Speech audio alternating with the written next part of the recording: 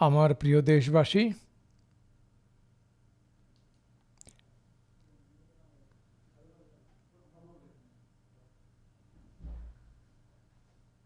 স্বাধীনতার এই মহাপার্বণ ১৪০ কোটি শপথের পার্বণ। স্বাধীনতার এই মহাপার্বণ সমবেত সাফল্যের গৌরবের পার্বণ। প্রত্যেকের হৃদয় উদ্দীপনায় পরিপূর্ণ। দেশ একতার ভাবনাকে প্রতিনিয়ত শক্তিশালী করে চলেছে। ১৪০ কোটি দেশবাসী আজ ত্রিবর্ণ পতাকার সঙ্গে রঙিন। প্রতি ঘরে ত্রিবর্ণ রঞ্জিত পতাকা। ভারতের প্রতিটি প্রান্ত থেকে, মরুভূমি হোক বা হিমালয়ের শৃঙ্গমালা, সমুদ্র উপকূল হোক কি ঘন বসতিপূর্ণ অঞ্চল, প্রত্যেক জায়গা থেকে একটাই গুঞ্জরণ, একই জয়গান। আমাদের প্রাণের চেয়ে প্রিয় মাতৃভূমির জয়গান।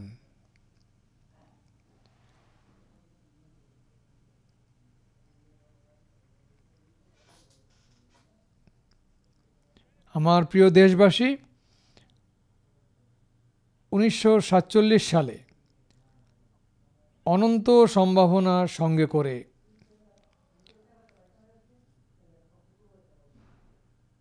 কোটি কোটি বাহুর সামর্থ্যকে সঙ্গে নিয়ে আমাদের দেশ স্বাধীন হয়েছিল। দেশের আকাঙ্ক্ষারা ডানা মেলেছিল, কিন্তু সমস্যা সংকুলতা এর চেয়েও বেশি ছিল। সেই বাপুজির সিদ্ধান্ত অনুসারে চলতে গিয়ে সংবিধান সভার সদস্যরা খুবই গুরুত্বপূর্ণ এক দায়িত্ব পালন করেছিলেন। ভারতের সংবিধান বিগত ৭৫ বছর যাবৎ এক আলোক স্তম্ভের মতো আমাদের পথ দেখিয়ে আসছে। ভারতের সংবিধান নির্মাতা বহু শ্রদ্ধেয় বিজ্ঞ মানুষ ডক্টর রাজেন্দ্র প্রসাদ, বাবা সাহেব আম্বেদকর, পণ্ডিত নেহেরু, সর্দার বল্লভভাই প্যাটেল, ডক্টর সর্বপল্লী রাধাকৃষ্ণনজি, শুধু তারাই নন, আমাদের নারী শক্তিরও অবদান কম ছিল না। হংসা মেহতাজি, কাত্যায়নী, বেলা উধনের মতো নারী শক্তিরও ভারতের সংবিধানকে শক্তিশালী করার ক্ষেত্রে নিজেদের ভূমিকা পালন করেছিলেন। আজ লালকেল্লার প্রাকার থেকে দেশকে যাঁরা পথ দেখিয়েছেন, দেশের লক্ষ্য যাঁরা স্থির করে দিয়েছেন, সেই সংবিধানের রচয়িতাদের সাদর প্রণাম জানাই। আমার প্রিয় দেশবাসী, আমরা আজ ডক্টর শ্যামাপ্রসাদ মুখার্জির ১২৫তম জন্মজয়ন্তীও পালন করছি। ডক্টর শ্যামাপ্রসাদ মুখার্জি ভারতের সংবিধানের জন্য আত্মবলিদানকারী প্রথম মহামানব ছিলেন। সংবিধানের জন্য আত্মোৎসর্গ, ধারা ৩৭০-এর দেয়াল ভেঙে এক দেশ এক সংবিধানের মন্ত্রকে আমরা বাস্তবায়িত করেছি। আমরা ডক্টর শ্যামাপ্রসাদ মুখার্জিকে প্রকৃত শ্রদ্ধাঞ্জলি অর্পণ করেছি। লালকেল্লায় আজ অনেক বিশিষ্ট ব্যক্তি উপস্থিত রয়েছেন। দূর সুদূরের গ্রাম থেকে আসা পঞ্চায়েতের সদস্যরাও রয়েছেন। ড্রোন দিদিদের প্রতিনিধিরা রয়েছেন, লাখপতি দিদিদের প্রতিনিধিরা রয়েছেন, ক্রীড়া জগতের সঙ্গে যুক্ত মানুষ রয়েছেন, জাতীয় জীবনে বহু অবদান রাখা মহান মানুষেরাও এখানে আছেন। আমার চোখের সামনে আমি একটা ক্ষুদ্র ভারতকে প্রত্যক্ষ করছি। আর প্রযুক্তির মাধ্যমে বিশাল ভারতের সঙ্গেও আজ লালকেল্লা যুক্ত হয়েছে। আমি স্বাধীনতার এই মহা উৎসব উপলক্ষে দেশবাসীকে, বিশ্বময় ছড়িয়ে ছিটিয়ে থাকা ভারতপ্রেমীদের, আমাদের বন্ধুদের হৃদয় থেকে অনেক অনেক অভিনন্দন জানাচ্ছি। বন্ধুরা, প্রকৃতি আমাদের সবার পরীক্ষা নিচ্ছে। বিগত কিছুদিনে নানা রকম প্রাকৃতিক বিপর্যয়, ভূস্খলন, মেঘ ভাঙা বৃষ্টি, না জানি কত ধরনের বিপর্যয়ের বিরুদ্ধে আমরা লড়াই করছি। পীড়িতদের জন্য আমাদের সমবেদনা জানাই। রাজ্য সরকার ও কেন্দ্রীয় সরকার যৌথভাবে ত্রাণের কাজ, উদ্ধারের কাজ, পুনর্বাসনের কাজ পুরোদমে চালিয়ে যাচ্ছে। বন্ধুরা, আজ 15ই আগস্টের এক বিশেষ গুরুত্বের দিকও আমি প্রত্যক্ষ করছি। আমার খুব গর্ব হচ্ছে আজ আমার লালকেল্লার প্রাকার থেকে অপারেশন সিন্দুরের বীর দামাল সৈনিকদের কুর্নিশ জানানোর সৌভাগ্য হচ্ছে।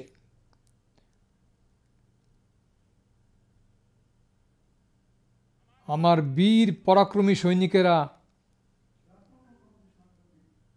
শত্রুদের অকল্পনীয় সাজা দিয়েছেন।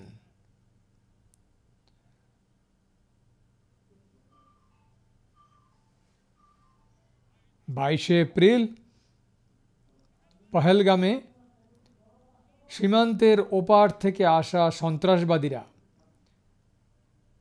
যে ধরনের গণহত্যা চালিয়েছে, ধর্ম জিজ্ঞেস করে করে পর্যটকদের হত্যা করেছে,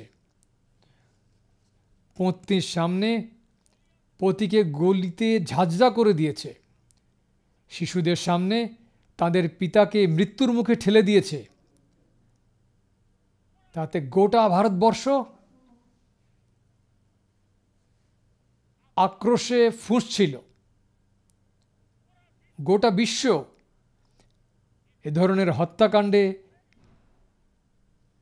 চমকে উঠেছিল। আমার প্রিয় দেশবাসী, অপারেশন সিন্দুর সেই আক্রোশেরই প্রতিফলন ছিল।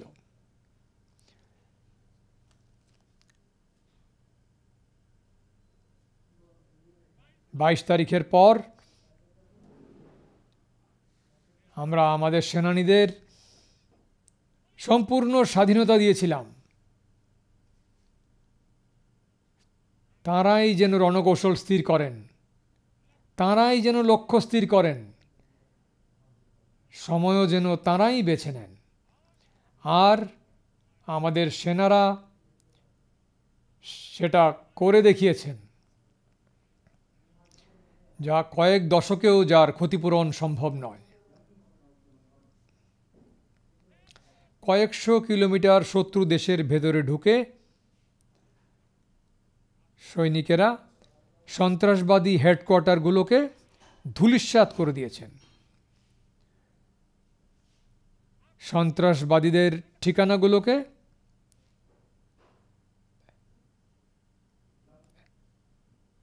ধ্বংসাবশেষে পরিণত করেছেন। পাকিস্তানের ঘুম এখন ভেঙেছে।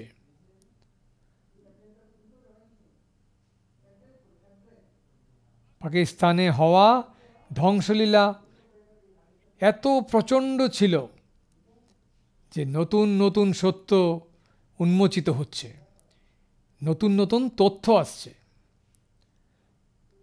আমার প্রিয় দেশবাসী, আমাদের দেশ বেশ কয়েক দশক ধরেই সন্ত্রাসবাদী আক্রমণ সহ্য করছে। দেশের সীমান্তকে ছত্রখান করে দেওয়া হয়েছে। এখন আমরা এক নিও নরমাল ব্যবস্থা চালু করেছি। সন্ত্রাস এবং সন্ত্রাসবাদের মতদাতাদের, জঙ্গিদের শক্তির যোগানদারদের এখন আর পৃথক করে ভাবা হবে না।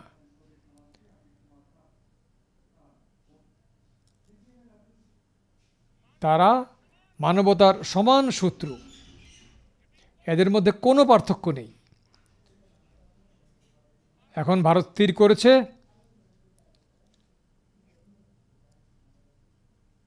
পারমাণবিক হুমকি আর সহ্য করা হবে না।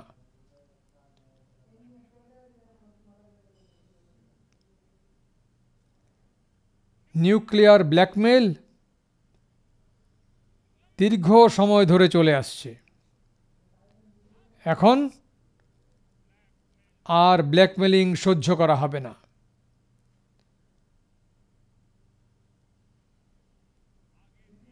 আগামী দিনেও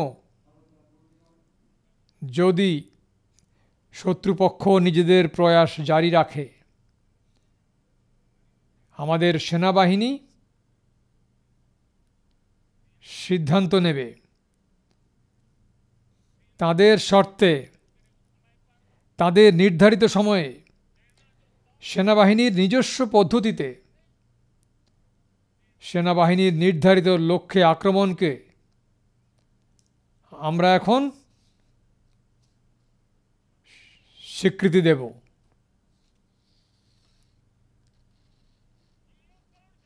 আমরা যথাযথ প্রত্যাঘাত করব। আমার প্রিয় দেশবাসী, ভারত ঠিক করে নিয়েছে রক্ত এবং জল একসঙ্গে প্রবাহিত হবে না।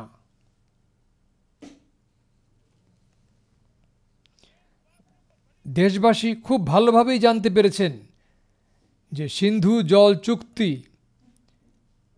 কতটা অন্যায্য চুক্তি, কতটা একতরফা।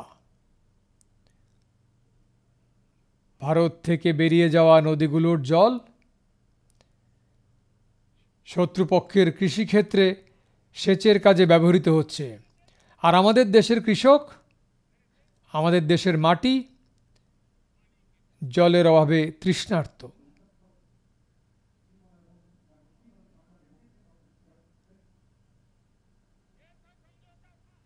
এটি এমন চুক্তি ছিল যা বিগত 7 দশক ধরে আমাদের দেশের কৃষকদের অকল্পনীয় ক্ষতি করেছে।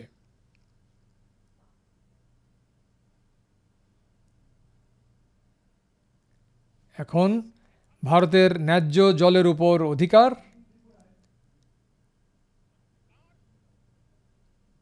শুধু এবং শুধু ভারতের কৃষকদের।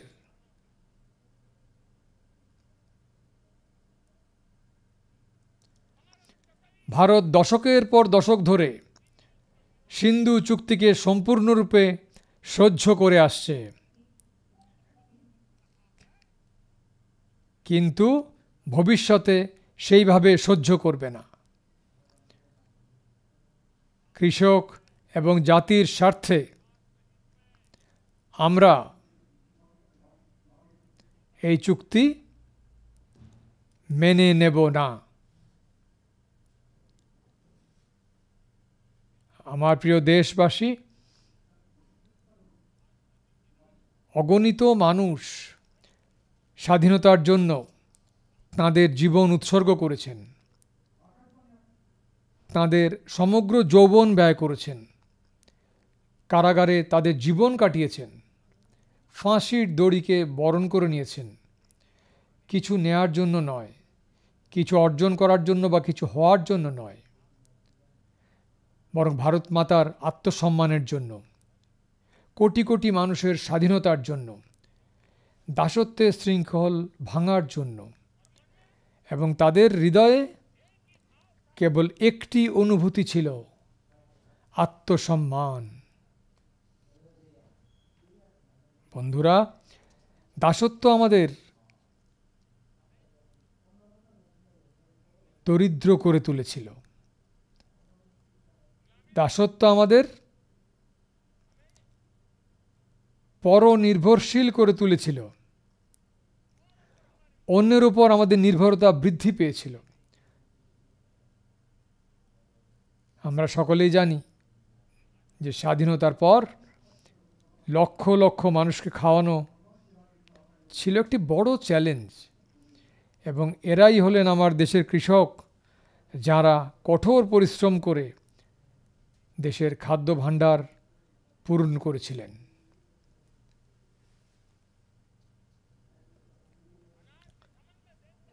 দেশকে শস্যের দিক থেকে স্বয়ংসম্পূর্ণ করেছিলেন। আজও একটি জাতির আত্মসম্মানের সবচেয়ে বড় মানদণ্ড হল তার আত্মনির্ভরতা।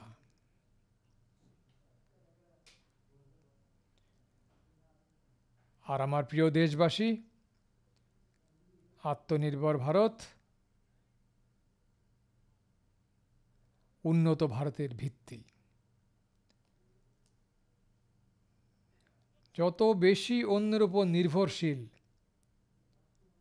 তার স্বাধীনতার উপর তত বড় প্রশ্নচিহ্ন চাপানো হয়। এবং দুর্ভাগ্যের বিষয় হচ্ছে,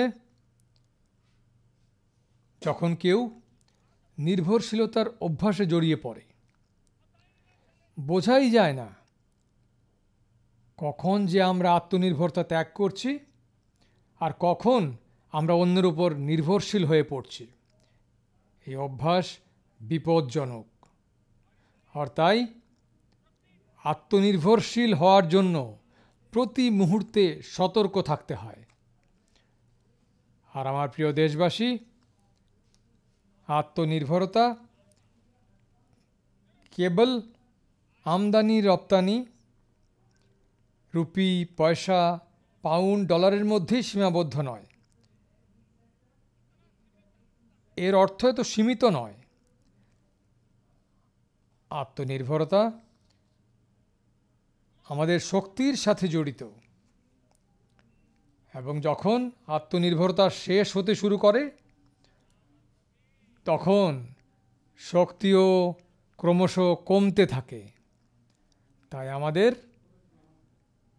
শক্তি রক্ষা, বজায় রাখা এবং বৃদ্ধি করার জন্য আত্মনির্ভর হওয়া অত্যন্ত অপরিহার্য। বন্ধুরা, অপারেশন সিন্দুরে আমরা দেখেছি মেড ইন ইন্ডিয়ার কি আশ্চর্য ভূমিকা ছিল। শত্রুরা জানতো না অস্ত্র কি, এই শক্তি কি যা চোখের পলকে তাদের ধ্বংস করে দিচ্ছে। ভাবুন, যদি আমরা স্বনির্ভর না হতাম, তাহলে কি আমরা এত দ্রুত গতিতে অপারেশন সিন্দুর পরিচালনা করতে পারতাম? আমরা জানতাম না কে সরবরাহ করবে কি করবে না, সরঞ্জাম পাওয়া যাবে কি যাবে না, এই উদ্বেগ থেকেই যেত। কিন্তু আমাদের হাতে, সেনাবাহিনীর হাতে মেড ইন ইন্ডিয়ার শক্তি ছিল। তাই কোনো চিন্তা ছাড়াই, কোনো বাধা ছাড়াই, কোনো দ্বিধা ছাড়াই আমাদের সেনাবাহিনী তার বীরত্ব প্রদর্শন করে চলেছে। এবং গত 10 বছর ধরে আমরা প্রতিরক্ষা ক্ষেত্রে স্বনির্ভরতার একটি মিশন অব্যাহতভাবে এগিয়ে নিয়ে যাচ্ছি, যার ফলাফল আজ দৃশ্যমান। বন্ধুরা, আমি আরও একটি বিষয়ের দিকে আপনাদের দৃষ্টি আকর্ষণ করতে চাই। কেউ অস্বীকার করতে পারবে না যে একবিংশ শতাব্দী হলো প্রযুক্তি চালিত শতাব্দী, এবং আমরা যখন ইতিহাসের দিকে তাকাই, ইতিহাস সাক্ষী যেসব দেশ প্রযুক্তিতে দক্ষতা অর্জন করেছে তারা উন্নয়নের উচ্চতা অতিক্রম করেছে, শীর্ষে পৌঁছে গেছে, অর্থনৈতিক শক্তি নতুন উচ্চতায় পৌঁছেছে। যখন আমরা প্রযুক্তির বিভিন্ন মাত্রার কথা বলি, তখন আমি আপনাদের দৃষ্টি অর্ধপরিবাহীর দিকে আকর্ষণ করতে চাই। আমি আপনাদের একটি উদাহরণ দেব। আমি এই লালকেল্লা থেকে এখানে কারো, কোনো সরকারের সমালোচনা করার জন্য দাঁড়িয়ে নেই, এবং আমি তা করতেও চাই না। তবে দেশের তরুণ প্রজন্মের কাছে তথ্য থাকা সমানভাবে গুরুত্বপূর্ণ। আমাদের দেশে 50-60 বছর আগে সেমিকন্ডাক্টর সম্পর্কিত ফাইল শুরু হয়েছিল। 50-60 বছর আগে কারখানার ধারণা শুরু হয়েছিল। তোমরা তরুণরা জেনে অবাক হবে যে আজ সেমিকন্ডাক্টরগুলি সমগ্র বিশ্বের এক শক্তি হয়ে উঠেছে। 50-60 বছর আগে সেই ধারণাগুলি, সেই ফাইলগুলি আটকে গিয়েছিল, সেমিকন্ডাক্টরের ধারণাটিই বাতিল হয়ে গেছিল। 50-60 বছর নষ্ট হয়ে গিয়েছিল। আমাদের পরে অনেক দেশ সেমিকন্ডাক্টরে দক্ষতা অর্জনের মাধ্যমে গোটা বিশ্বে তাদের ক্ষমতা প্রতিষ্ঠা করেছে। বন্ধুরা, আজ আমরা সেই বোঝা থেকে নিজেদের মুক্ত করেছি এবং মিশন মোডে সেমিকন্ডাক্টরের কাজ এগিয়ে নিয়ে চলেছি। 6টি বিভিন্ন সেমিকন্ডাক্টর ইউনিট সক্রিয় হচ্ছে। আমরা ইতিমধ্যেই 4টি নতুন ইউনিটকে সবুজ সংকেত দিয়েছি।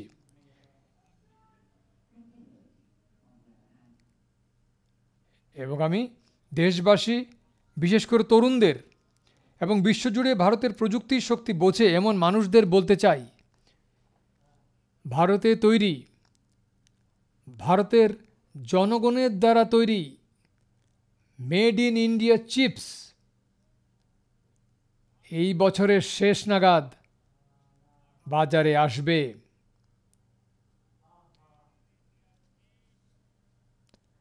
আমি আরও একটি উদাহরণ দিতে চাই।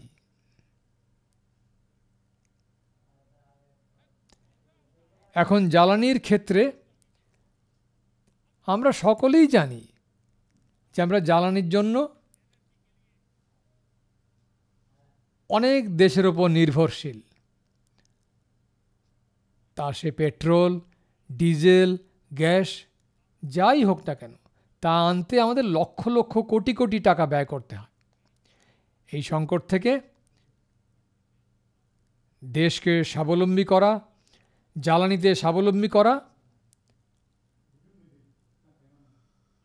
আমাদের জন্য খুবই গুরুত্বপূর্ণ। আমরা চ্যালেঞ্জ গ্রহণ করেছি এবং আজ গত 11 বছরে সৌরশক্তি 30 গুণ বৃদ্ধি পেয়েছে। আমরা নতুন নতুন বাঁধ তৈরি করছি যাতে জলবিদ্যুৎ সম্প্রসারিত হয় এবং আমরা পরিচ্ছন্ন শক্তি পাই। ভারত আজ মিশন গ্রিন হাইড্রোজেনে হাজার হাজার কোটি টাকা বিনিয়োগ করছে। ভবিষ্যতের জন্য শক্তি সাশ্রয়ের কথা মাথায় রেখে, জ্বালানি ক্ষেত্রের কথা মাথায় রেখে ভারতও পারমাণবিক শক্তি নিয়ে খুব বড় পদক্ষেপ গ্রহণ করছে।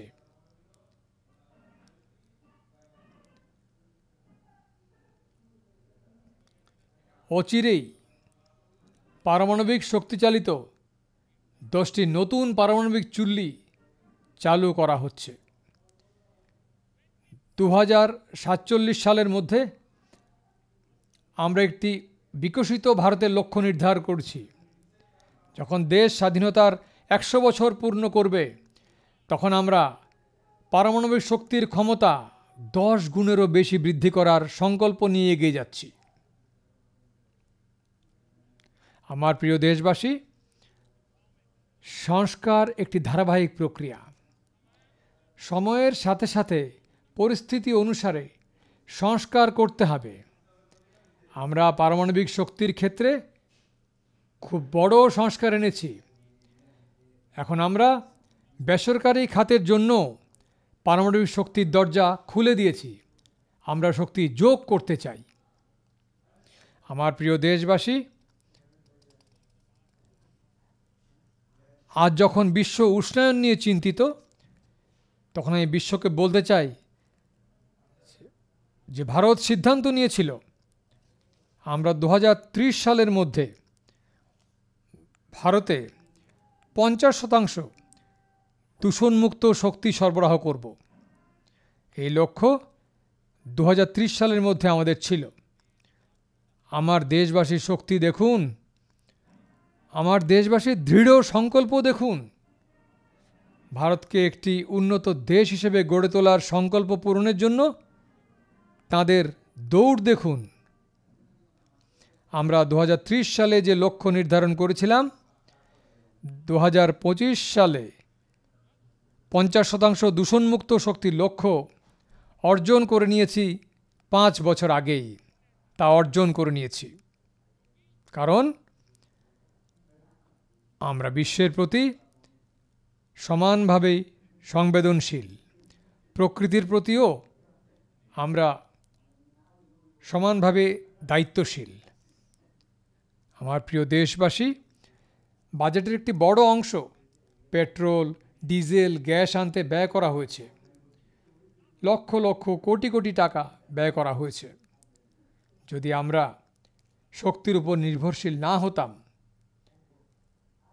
তাহলে সেই টাকা আমার দেশের যুব সমাজের ভবিষ্যতের জন্য কাজে লাগত। সেই টাকা আমার দেশের দরিদ্রদের দারিদ্র্যের বিরুদ্ধে লড়াই করার জন্য কাজে লাগত। সেই টাকা আমার দেশের কৃষকদের কল্যাণে কাজে লাগত। সেই টাকা আমার দেশের গ্রামের অবস্থা পরিবর্তনের জন্য কাজে লাগত। কিন্তু আমাদের তা বিদেশকে দিতে হয়েছিল। এখন আমরা স্বনির্ভর হওয়ার লক্ষ্যে কাজ করছি। দেশকে উন্নত করার জন্য আমরা এখন সমুদ্র মন্থনের দিকেও এগিয়ে যাচ্ছি। আমাদের সমুদ্র মন্থনকে এগিয়ে নিয়ে আমরা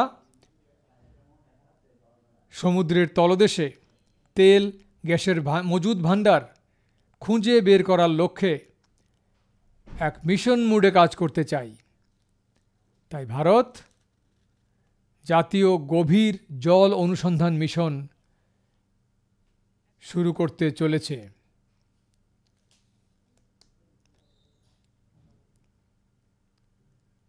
জ্বালানিতে স্বাধীন হওয়ার জন্য এ হলো আমাদের গুরুত্বপূর্ণ ঘোষণা। আমার প্রিয় দেশবাসী, আজ সারা বিশ্ব গুরুত্বপূর্ণ খনিজ পদার্থ সম্পর্কে খুব সতর্ক হয়ে উঠেছে। মানুষ এর সম্ভাবনা খুব ভালোভাবে বুঝতে শুরু করেছে। গতকাল পর্যন্ত যা খুব বেশি মনোযোগ দেওয়া হয়নি তা আজ কেন্দ্রীয় পর্যায়ে এসেছে। গুরুত্বপূর্ণ খনিজ পদার্থের ওপর স্বনির্ভরতা আমাদের জন্য অত্যন্ত অপরিহার্য। তা সে জ্বালানি ক্ষেত্র হোক, শিল্পক্ষেত্র হোক, প্রতিরক্ষা ক্ষেত্র হোক, প্রযুক্তির প্রতিটি ক্ষেত্র হোক, আজ গুরুত্বপূর্ণ খনিজ পদার্থ প্রযুক্তি অত্যন্ত গুরুত্বপূর্ণ ভূমিকা পালন করে। এবং তাই আমরা জাতীয় পর্যায়ের এই গুরুত্বপূর্ণ মিশন চালু করেছি। 1200টিরও বেশি জায়গায় অনুসন্ধান চলছে এবং আমরা গুরুত্বপূর্ণ খনিজ পদার্থেও স্বনির্ভর হওয়ার দিকে এগিয়ে যাচ্ছি। আমার প্রিয় দেশবাসী, ভারতের প্রত্যেক নাগরিক মহাকাশ ক্ষেত্রে বিস্ময় প্রত্যক্ষ করে গর্বে ভরে উঠছে। আর আমাদের গ্রুপ ক্যাপ্টেন শুভাংশু শুক্লা মহাকাশ স্টেশন থেকে ফিরে এসেছেন এবং আগামী দিনে তিনি ভারতেও আসছেন। আমরা আমাদের নিজস্ব শক্তিতে মহাকাশে স্বনির্ভর ভারতের গগনযানের জন্য প্রস্তুতি নিচ্ছি। আমরা আমাদের নিজস্ব শক্তিতে আমাদের নিজস্ব মহাকাশ স্টেশন তৈরির দিকে কাজ করছি। আর সম্প্রতি মহাকাশে যে সংস্কার করা হয়েছে তাতে আমি খুবই গর্বিত। আমার দেশের 300টিরও বেশি স্টার্টআপ এখন কেবল মহাকাশ খাতে কাজ করছে এবং সেই 300 স্টার্টআপে হাজার হাজার যুবক পূর্ণ সম্ভাবনা নিয়ে কাজ করছে। এটাই আমার দেশের যুব সমাজের শক্তি এবং এটাই আমাদের দেশের যুব সমাজের প্রতি আমাদের বিশ্বাস। আমার প্রিয় দেশবাসী, 140 কোটি ভারতবাসী 2047-এ যখন স্বাধীনতার 100 বছর উদযাপন করবে, বিকশিত ভারতের সংকল্প পূরণের জন্য পূর্ণ শক্তি নিয়ে সক্রিয় হবে। এই সংকল্প পূরণের জন্য ভারত আজ প্রতিটি ক্ষেত্রে একটি আধুনিক বাস্তুতন্ত্র তৈরি করছে এবং আধুনিক বাস্তুতন্ত্র আমাদের দেশকে প্রতিটি ক্ষেত্রে স্বনির্ভর করে তুলবে। আজ লালকেল্লার প্রাকার থেকে আমার দেশের তরুণ বিজ্ঞানীদের, আমার প্রতিভাবান যুবকদের, আমার প্রকৌশলী, পেশাদার এবং সরকারের প্রতিটি বিভাগের কাছে আমার আবেদন,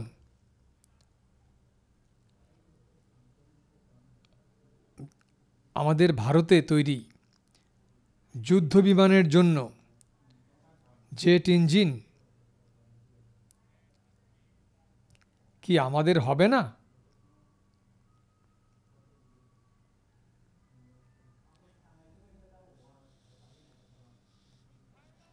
আমাদেরকে বিশ্বজনীন ঔষধ নির্মাতা হিসেবে বিবেচনা করা হয়। আমরা ভ্যাকসিনের ক্ষেত্রে নতুন নজির স্থাপন করছি, কিন্তু গবেষণা ও উন্নয়নে আরও বেশি শক্তি ব্যয় করা, আমাদের নিজস্ব পেটেন্ট থাকা উচিত। মানবজাতির কল্যাণের জন্য সবচেয়ে সস্তা এবং কার্যকর ওষুধ তৈরির জন্য গবেষণা করা উচিত এবং সংকটের সময়ে কোনো পার্শ্ব প্রতিক্রিয়া ছাড়াই মানবজাতির কল্যাণে সেগুলো ব্যবহার করা উচিত। ভারত সরকার বায়ো-E3 নীতি তৈরি করেছে। আমি তরুণদের বলছি, আসুন বায়ো-E3 নীতি পড়াশুনো করুন এবং পদক্ষেপ নিন।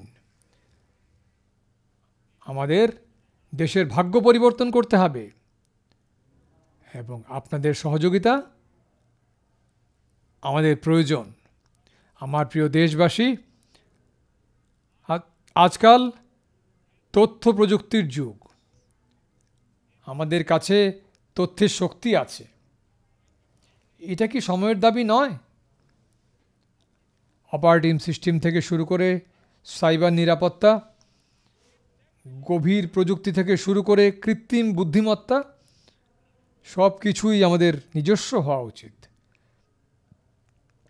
যার উপর আমাদের নিজস্ব জনগণের শক্তি নিযুক্ত। আমাদের তাদের শক্তি এবং ক্ষমতাকে বিশ্বের কাছে পরিচয় করিয়ে দেওয়া উচিত। বন্ধুরা, আজ সামাজিক মাধ্যম হোক বা অন্যান্য প্ল্যাটফর্ম, আমরা বিশ্বজনীন প্ল্যাটফর্মগুলোতে কাজ করছি। আমরা বিশ্বকে দেখিয়েছি আমাদের নিজস্ব ইউপিআই প্ল্যাটফর্ম আজ বিশ্বকে অবাক করে দিচ্ছে। আমাদের ক্ষমতা আছে। ভারত একা ইউপিআইয়ের মাধ্যমে 50% রিয়েল টাইম লেনদেন করছে। এর অর্থ হলো শক্তি আছে। তা সৃজনশীল বিশ্ব হোক, সোশ্যাল মিডিয়া হোক, এই সমস্ত প্ল্যাটফর্ম, আমি আমার দেশের যুব সমাজকে চ্যালেঞ্জ জানাই, আপনারা আসুন। আমাদের নিজস্ব প্ল্যাটফর্ম কেন নেই? কেন আমরা অন্যদের উপর নির্ভর করব?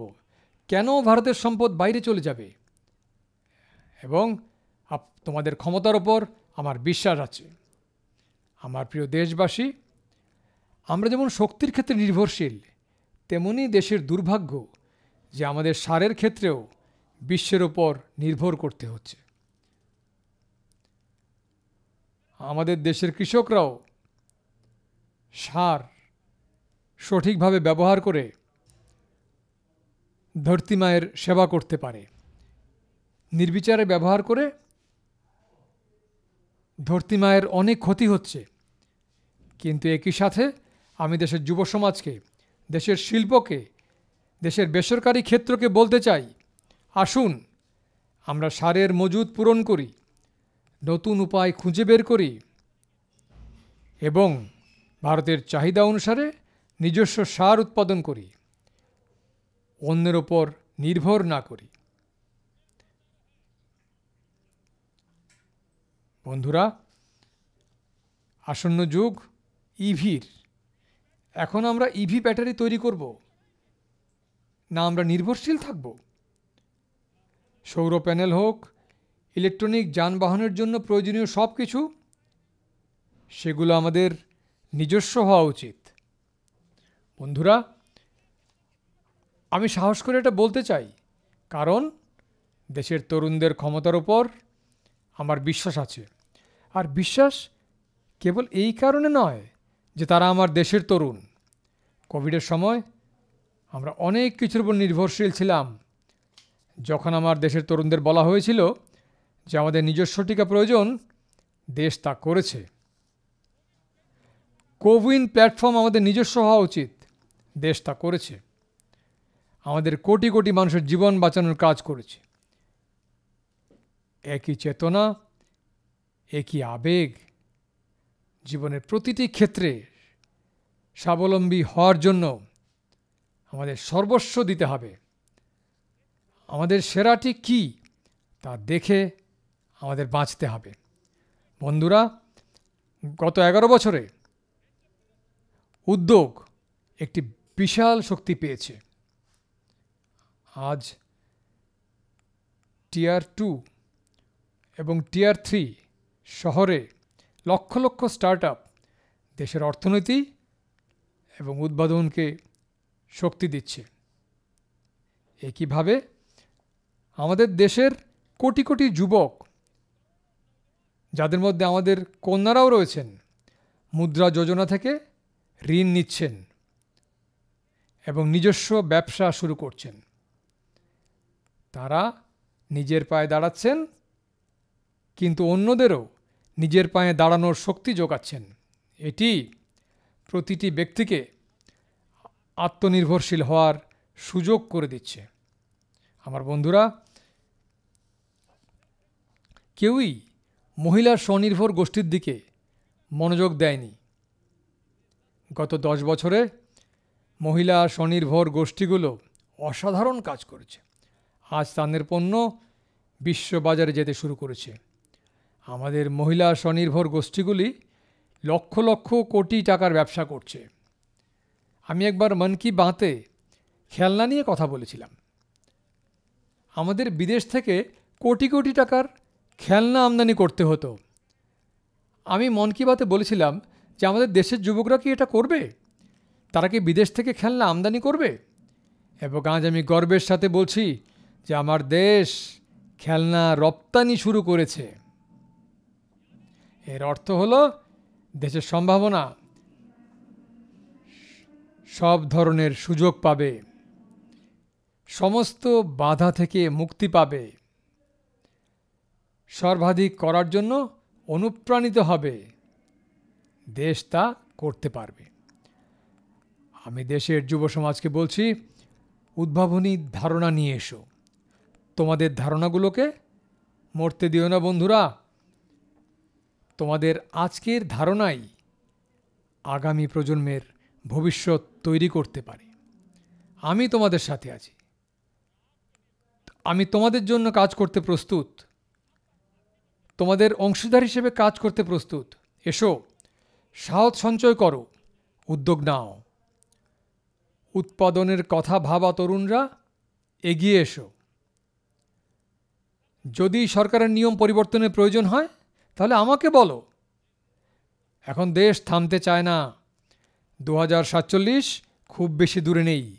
প্রতিটি মুহূর্ত মূল্যবান। আমরা একটি মুহূর্ত হারাতে চাই না বন্ধুরা।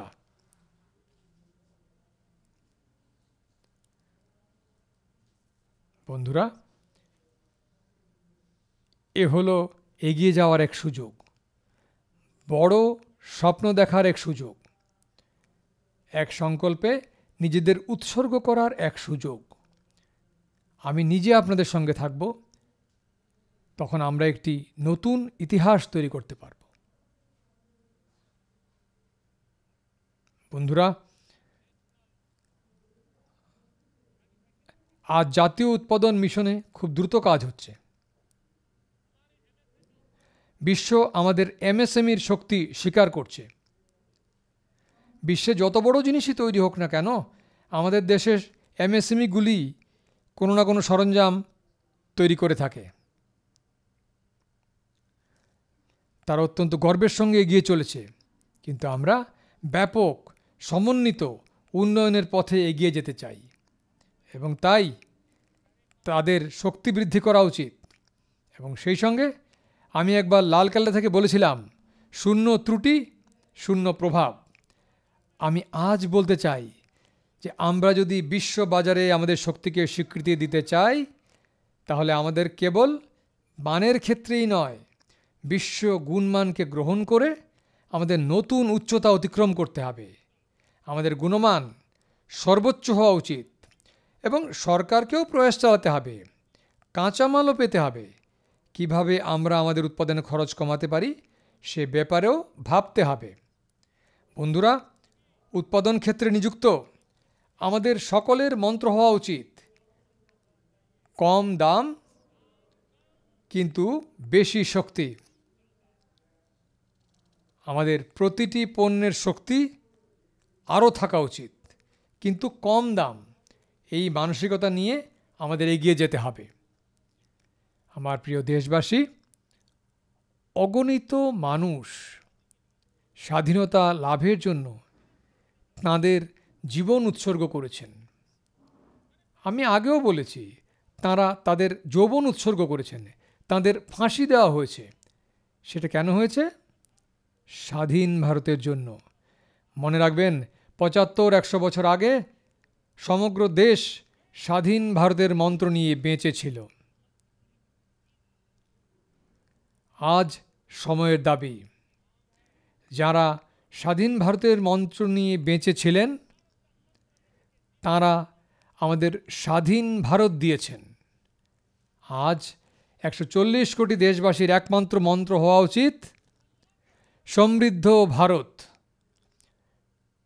যদি কোটি কোটি মানুষের ত্যাগের মাধ্যমে স্বাধীন ভারত তৈরি করা যায়, তাহলে কোটি কোটি মানুষের দৃঢ় সংকল্প, কঠোর পরিশ্রম, আত্মনির্ভরশীল হয়ে স্থানীয়দের জন্য কণ্ঠস্বরের কথা বলে, স্বদেশীর মন্ত্র উচ্চারণ করেও সমৃদ্ধ ভারত তৈরি করা যেতে পারে। সেই প্রজন্ম স্বাধীন ভারতের জন্য উৎসর্গ করা হয়েছিল। এই প্রজন্ম যেন সমৃদ্ধ ভারতের জন্য নতুন পদক্ষেপ নেয়, এটাই সময়ের দাবি। সেই কারণেই আমি আজ বারবার অনুরোধ করছি এবং দেশের সকল প্রভাবশালীদের বলতে চাই, দয়া করে এই মন্ত্রকে এগিয়ে নিয়ে যেতে আমাকে সাহায্য করুন। আমি সকল রাজনৈতিক দল, রাজনীতিবিদ যারা আসছেন তাদের সবাইকে বলছি, এটা কোনো রাজনৈতিক দলের এজেন্ডা নয়, ভারত আমাদের সকলের। আসুন আমরা একসঙ্গে ভোকাল ফর লোকালকে প্রতিটি নাগরিকের জীবনের মন্ত্র করে তুলি।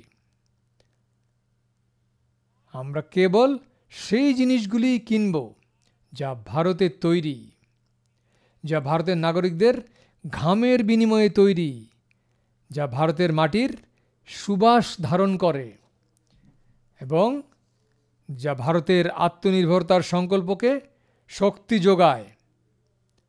আমরা কেবল সেই জিনিসগুলিই ব্যবহার করব। আমাদের সেই দিকে এগিয়ে যাওয়া উচিত। এটি আমাদের সম্মিলিত সংকল্প হোক। আমরা দ্রুত বিশ্বকে বদলে দেব।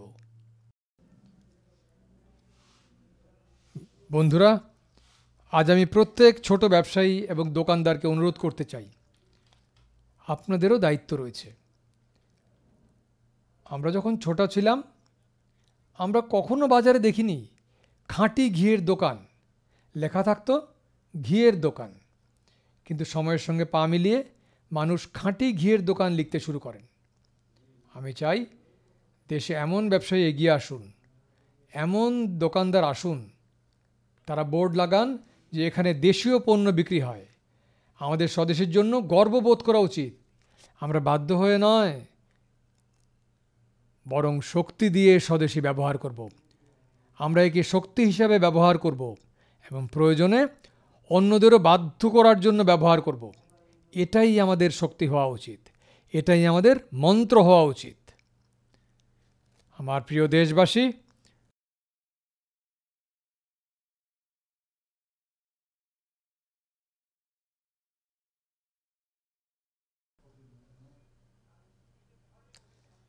আমি অনেক দিন ধরে সরকারে কাজ করার সুযোগ পেয়েছি। আমি অনেক উত্থান পতন দেখেছি। আমি সরকারের সমস্যাগুলো সম্পর্কেও সচেতন।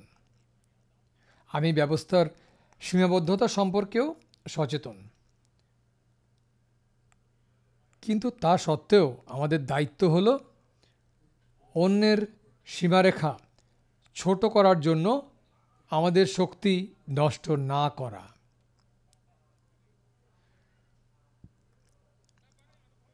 আমি অভিজ্ঞতা থেকে বলছি, অন্যের সীমারেখা ছোট করার জন্য আমাদের শক্তি নষ্ট করতে হবে না। আমাদের পূর্ণ শক্তি দিয়ে আমাদের সীমারেখা লম্বা করতে হবে। আমরা যদি আমাদের সীমারেখা লম্বা করি, তাহলে বিশ্ব আমাদের শক্তিকে মেনে নেবে। আজ যখন বৈশ্বিক পরিস্থিতিতে অর্থনৈতিক স্বার্থপরতা দিন দিন বৃদ্ধি পাচ্ছে, তখন আমাদের সেই সংকটগুলোর জন্য কাঁদলে হবে না। সময়ের প্রয়োজন হলো সাহসের সঙ্গে আমাদের সীমারেখা লম্বা করা উচিত।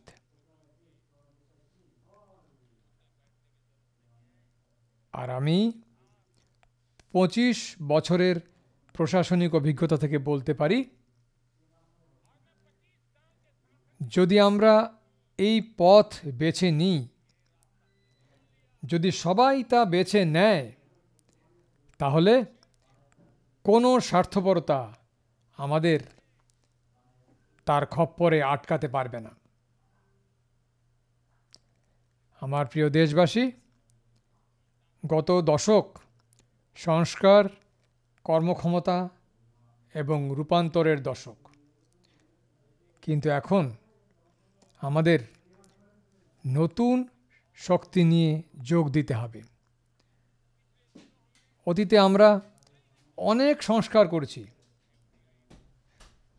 তা সে এফডিআই হোক, বিমা কোম্পানি হোক, বা ভারতে আন্তর্জাতিক বিদ্যালয়গুলোকে স্থান দেওয়া হোক, অনেক সংস্কার করেছি। আমরা 40,000-এরও বেশি অপ্রয়োজনীয় সম্মতি বাতিল করেছি। শুধু তাই নয়, আমরা মান্ধাতার আমল থেকে চলে আসা 1,500-এরও বেশি পুরনো আইন বাতিল করেছি। আমরা জনসাধারণের স্বার্থকে সর্বাগ্রে রেখে সংসদে গিয়ে কয়েক ডজন আইনে পরিবর্তন এনেছি। সেগুলির সরলীকরণ করেছি। এবারও হইচই এবং হট্টগোলের মধ্যে এই বার্তাটি মানুষের কাছে পৌঁছতে পারেনি, কিন্তু আয়কর আইনে একটি খুব বড় সংস্কার ঘটেছে। আমরা 280-টিরও বেশি ধারা বাতিল করার সিদ্ধান্ত নিয়েছি। আর বন্ধুরা, আমরা কেবল অর্থনৈতিক ক্ষেত্রেই সংস্কার করিনি, নাগরিকদের জীবনকে সহজ করার জন্য সংস্কার করেছি। আয়কর ফেরত বলুন, সেই সংস্কারের সুফল। নগদহীন লেনদেনের কথা বলতে গেলে তাও সংস্কারের সুফল। আজ 12 লক্ষ টাকা পর্যন্ত আয়কর থেকে অব্যাহতি পেয়ে দেশের ভবিষ্যৎ গড়তে আগ্রহী আমাদের মধ্যবিত্ত পরিবার আজ খুব খুশি। কেউ কখনো ভাবেনি যে 12 লক্ষ টাকা পর্যন্ত আয়কর মুক্ত করা হবে। আজ তা করা হয়েছে। দেশের শক্তি বৃদ্ধি পেলে দেশবাসী তার সুবিধা পায়। ব্রিটিশ আমল থেকেই আমরা দেখে আসছি, দণ্ডবিধি দ্বারা দমন করা হতো, শাস্তির ভয় দেখিয়ে জীবন চলছিল। স্বাধীনতার 75 বছর এভাবেই কেটে গেল। আমরা দণ্ডবিধি বাতিল করেছি, বিচার বিধি এনেছি। বিচার বিধিতে ভারতের নাগরিকের প্রতি আস্থার অনুভূতি রয়েছে। ভারতের নাগরিকের মধ্যে আত্মীয়তার অনুভূতি রয়েছে। এটি সংবেদনশীলতায় পরিপূর্ণ। আমরা সংস্কারের যাত্রাকে ত্বরান্বিত করার উদ্যোগ নিয়েছি। আমরা খুব দ্রুত এগিয়ে যেতে চাই।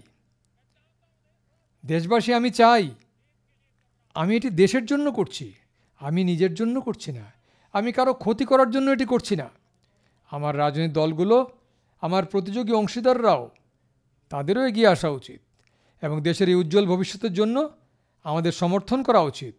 কাঠামোগত সংস্কার, নিয়ন্ত্রক সংস্কার, নীতিগত সংস্কার, প্রক্রিয়া সংস্কার, সাংবিধানিক সংস্কারের প্রয়োজনীয়তা, সকল ধরনের সংস্কার, আজ আমরা এই লক্ষ্য নিয়েই যাত্রা শুরু করেছি।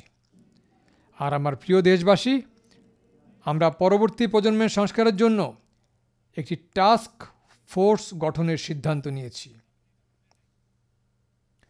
এই টাস্ক ফোর্সকে নির্দিষ্ট সময়সীমার মধ্যে এই কাজটি সম্পন্ন করবে।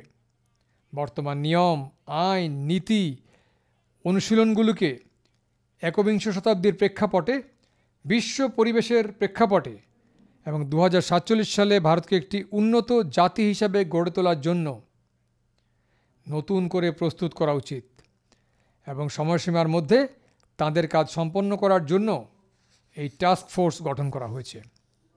বন্ধুরা, এই সংস্কারের কারণে যারা নতুন করে তাদের ভবিষ্যৎ তৈরি করতে চান, তারা সাহস পাবেন। আমাদের স্টার্টআপ, আমাদের ক্ষুদ্র শিল্প, আমাদের কুটির শিল্প, সেই সব উদ্যোক্তাদের সম্মতি খরচ অনেক কমে যাবে এবং এর ফলে তারা একটি নতুন শক্তি পাবে। যারা রপ্তানির জগতে রয়েছেন, তারা লজিস্টিক সহায়তার কারণে, ব্যবস্থার পরিবর্তনের কারণে বিশাল শক্তি পাবেন। বন্ধুরা, আমাদের দেশে এমন এমন আইন আছে, ছোট ছোট কাজের জন্য মানুষকে জেলে পাঠানোর আইন আছে। আপনারা অবাক হবেন, কেউ তাদের দিকে তাকায়নি। আমি জোর দিয়ে বলছি যে আমার দেশের নাগরিকদের কারারুদ্ধ করে এমন অপ্রয়োজনীয় আইনগুলি বাতিল করা উচিত। আমরা আগেও সংসদে একটি বিল এনেছি, এবারও এনেছি। বন্ধুরা, এই দীপাবলিতে আমি আপনাদের জন্য দ্বিগুণ দীপাবলি করতে যাচ্ছি। এই দীপাবলিতে আপনারা দেশবাসীরা এটি খুব বড় উপহার পেতে যাচ্ছেন। গত 8 বছর ধরে আমরা জিএসটির একটি খুব বড় সংস্কার করেছি। সারা দেশে করের বোঝা কমিয়েছি, কর ব্যবস্থা সহজ করেছি এবং 8 বছর সময়ের পর এখন সময়ের দাবি হলো এটি একবার পর্যালোচনা করা। আমরা একটি উচ্চ ক্ষমতা সম্পন্ন কমিটি গঠন করে পর্যালোচনা শুরু করেছি, রাজ্যগুলোর সাথেও আলোচনা করেছি। আর আমার প্রিয় দেশবাসী, আমরা পরবর্তী প্রজন্মের জিএসটির সংস্কার আনছি। এগুলি দীপাবলির সময় আপনাদের জন্য একটি উপহার হয়ে উঠবে। সাধারণ মানুষের জন্য প্রয়োজনীয় কর অনেকাংশে হ্রাস পাবে, প্রচুর সুযোগ সুবিধা বৃদ্ধি পাবে। আমাদের এমএসএমই, আমাদের ক্ষুদ্র উদ্যোক্তারা, তারা বিশাল সুবিধা পাবেন। দৈনন্দিন জিনিসপত্র খুব সস্তা হয়ে উঠবে এবং এর ফলে অর্থনীতিও নতুনভাবে চাঙ্গা হবে। আমার প্রিয় দেশবাসী, আজ দেশ তৃতীয় বৃহত্তম অর্থনীতি হওয়ার দিকে দ্রুত গতিতে এগিয়ে চলেছে। আমরা দরজায় কড়া নাড়ছি এবং আমরা খুব দ্রুত এটি অর্জন করব এবং একদিন আমি আপনাদের মাঝে যাব এবং লালকেল্লা থেকে এই খবরটি শেয়ার করব।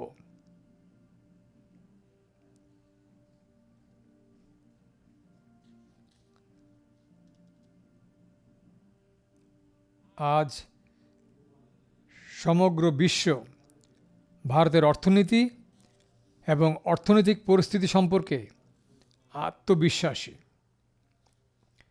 এত অস্থিরতার মধ্যে ভারতের আর্থিক শৃঙ্খলা, ভারতের আর্থিক শক্তি আশার আলো হিসেবে রয়ে গেছে। যখন অর্থনীতি সংকটের কবলে, তখন বিশ্বে এই বিশ্বাস বৃদ্ধি পেয়েছে যে ভারতই একমাত্র এই সংকট থেকে বেরিয়ে আসতে পারে। আজ মুদ্রাস্ফীতি নিয়ন্ত্রণে রয়েছে। আমাদের বৈদেশিক মুদ্রার বিনিময় রিজার্ভ খুব শক্তিশালী। আমাদের সামষ্টিক অর্থনৈতিক সূচকগুলি খুব শক্তিশালী। বিশ্বব্যাপী রেটিং সংস্থাগুলিও ভারতের প্রশংসা করে ভারতের অর্থনীতির প্রতি আরও বেশি আস্থা প্রকাশ করছে। এই ক্রমবর্ধমান অর্থনীতির সুবিধা আমার দেশের দরিদ্রদের, আমার দেশের কৃষকদের, আমার দেশের নারী শক্তির, আমার দেশের মধ্যবিত্ত শ্রেণীর, আমার দেশের বিকাশধারার সুবিধা যাতে সবার কাছে পৌঁছায়, সেই দিকে আমরা নতুন প্রচেষ্টা চালাচ্ছি। আজ নতুন নতুন ক্ষেত্রে আমাদের যুব সমাজের জন্য সুযোগ তৈরি হচ্ছে। দক্ষতা উন্নয়ন, স্বকর্মসংস্থান, বড় বড় কোম্পানিতে ইন্টার্নশিপ, এই বিষয়ে একটি খুব বড় পরিসরে প্রচারণা চালানো হচ্ছে এবং সেই কারণেই দেশের যুব সমাজ, আজ আমি আপনাদের জন্য, আমার দেশের যুব সমাজের জন্য একটি সুখবর নিয়ে এসেছি। আজ 15 আগস্ট, আজ 15 আগস্ট তারিখেই আমরা আমাদের দেশের যুব সমাজের জন্য 1 লক্ষ কোটি টাকার একটি প্রকল্প শুরু করছি, বাস্তবায়ন করছি। আজ থেকে প্রধানমন্ত্রী বিকশিত ভারত রোজগার যোজনা আজকেই বাস্তবায়িত হচ্ছে। এটি আপনাদের জন্য খুবই সুখবর।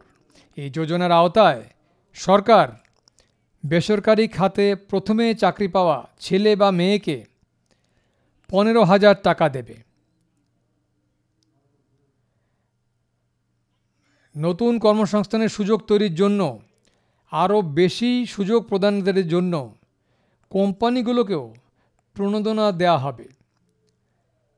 প্রধানমন্ত্রী বিকশিত ভারত রোজগার যোজনা প্রায় 3.5 কোটি যুবক যুবতীর জন্য নতুন কর্মসংস্থানের সুযোগ তৈরি করবে।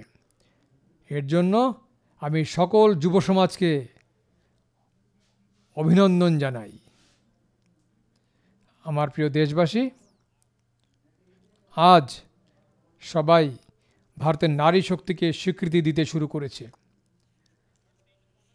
আমাদের নারীরা ক্রমবর্ধমান অর্থনীতির সুবিধাভোগী, কিন্তু ক্রমবর্ধমান অর্থনীতিকে ত্বরান্বিত করার ক্ষেত্রেও আমাদের নারীদের বিশাল অবদান রয়েছে। আমাদের মাতৃশক্তি অবদান রেখেছে, আমাদের নারী শক্তি অবদান রেখেছে। স্টার্টআপ থেকে শুরু করে মহাকাশ ক্ষেত্র পর্যন্ত আমাদের মেয়েরা আধিপত্য বিস্তার করছে। তারা ক্রীড়াক্ষেত্রে আধিপত্য বিস্তার করছে, সেনাবাহিনীতে উজ্জ্বল হচ্ছে। আজ তারা কাঁধে কাঁধ মিলিয়ে দেশের উন্নয়ন যাত্রায় গর্বের সাথে অংশগ্রহণ করছে। যখন প্রথম এনডিএ মহিলা প্রার্থী পাস আউট হয়েছিলেন, তখন দেশ গর্বে ভরে গিয়েছিল, পুরো দেশ গর্বে ভরে গিয়েছিল। সমস্ত টিভি চ্যানেল তার সম্প্রচার করছিল। সেই মুহূর্তগুলো ছিল অত্যন্ত গর্বের। স্বনির্ভর গোষ্ঠী, 10 কোটি স্বনির্ভর গোষ্ঠীর বোনেরা, তারা কি আশ্চর্য কাজ করছেন। নমো ড্রোন দিদি নারী শক্তির একটি নতুন পরিচয় হয়ে উঠেছে। আমি গ্রামে এক বোনের সঙ্গে দেখা করি। তিনি বলেন যে এখন গ্রামবাসীরা আমাকে পাইলট বলেন। তিনি খুব গর্বের সাথে বলছিলেন। তিনি খুব শিক্ষিত ছিলেন না, কিন্তু তিনি মর্যাদা অর্জন করেছেন। বন্ধুরা, আমরা 3 কোটি নারীকে লক্ষপতি দিদি করার প্রতিশ্রুতি দিয়েছিলাম। 3 কোটি, এবং আমি সন্তুষ্ট যে আমরা দ্রুত গতিতে কাজ করছি। আমরা সময়ের আগেই 3 কোটি লক্ষ্যমাত্রা অর্জন করব। আজ আমি দেশকে আনন্দের সাথে বলতে চাই, আমার নারী শক্তির শক্তি দেখুন। দেখতে দেখতে 2 কোটি মহিলা লাখপতি দিদি হয়ে উঠেছেন। আজ কিছু লক্ষপতি দিদি আমাদের সামনে বসে আছেন। এটা আমার শক্তি, এবং আমি বিশ্বাস করি বন্ধুরা, ভারতের উন্নয়ন যাত্রায় তাঁদের অংশগ্রহণ আরও বাড়বে।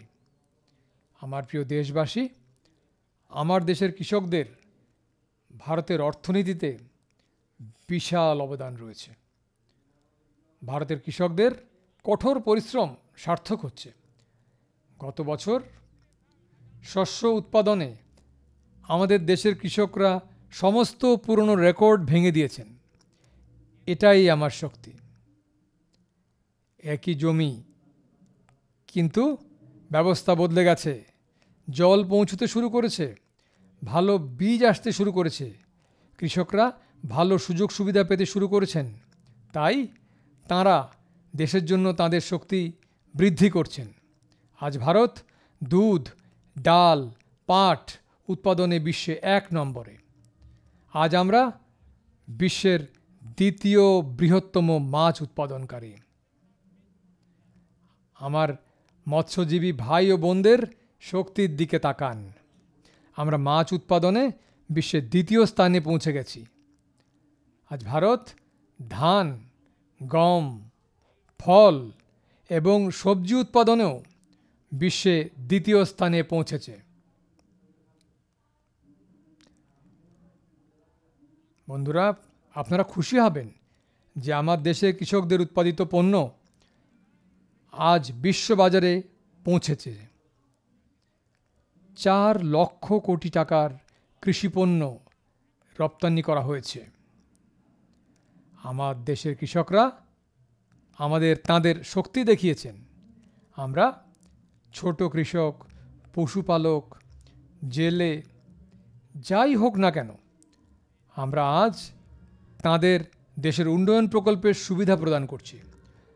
প্রধানমন্ত্রী কিষাণ সম্মান নিধি হোক, বৃষ্টির জল সংগ্রহ হোক, সেচ প্রকল্প হোক, উন্নত মানের বীজ হোক, সারের প্রয়োজনীয়তা হোক, প্রতিটি ক্ষেত্রেই আজ কৃষকদের ফসল বীমার উপর আস্থা রয়েছে। তারা সাহসী হয়ে উঠেছে, দেশও তার ফলাফল পাচ্ছে। এটি আগে কল্পনার বিষয় ছিল, আজ বাস্তবে পরিণত হয়েছে। দেশবাসী, আমাদের দেশের পশুপালনকে বাঁচাতে আমরা মনে করি আমরা বিনামূল্যে কোভিড ভ্যাকসিন পেয়েছি, কিন্তু পশুপালনের জন্য আমরা এখনও পর্যন্ত পশুদের জন্য বিনামূল্যে 125 ডোজ প্রদান করেছি। পা ও মুখের রোগ, যাকে উত্তর ভারতে খুরপকা মুহপকা রোগ বলা হয়, তা থেকে মুক্তি পেতে আমরা ইতিমধ্যেই 125 কোটি ডোজ প্রদান করেছি এবং তা বিনামূল্যে প্রদান করেছি। কৃষিক্ষেত্রে দেশের যেসব জেলায় কৃষকরা কোনো না কোনো কারণে অন্যদের তুলনায় পিছিয়ে পড়েছেন, সেখানে 100টি জেলা রয়েছে যেখানে তুলনামূলকভাবে কম কৃষিকাজ হয়, এবং তাই আমরা সারা দেশ থেকে 100টি জেলা চিহ্নিত করেছি এবং সেখানকার কৃষকদের ক্ষমতায়ন, কৃষকদের সাহায্য করার জন্য একটি প্রচারণা শুরু করেছি এবং এর জন্য প্রধানমন্ত্রী ধনধান্য কৃষি যোজনা শুরু করেছি। প্রধানমন্ত্রী ধনধান্য কৃষি যোজনা, যদি আমরা দেশের ওই 100টি জেলাকে সামান্য সাহায্য করি, তাহলে সেখানকার কৃষকরাও ভারতের অন্যান্য কৃষকদের সমান হবে। আমার প্রিয় দেশবাসী, ভারতের কৃষক, ভারতের পশুপালক, ভারতের জেলে, এগুলো আমাদের সবচেয়ে বড় অগ্রাধিকার। ভারতের কৃষক, ভারতের জেলে, ভারতের পশুপালকদের সাথে সম্পর্কিত যে কোনো ক্ষতিকারক নীতির সামনে মোদি প্রাচীরের মতো দাঁড়িয়ে আছে।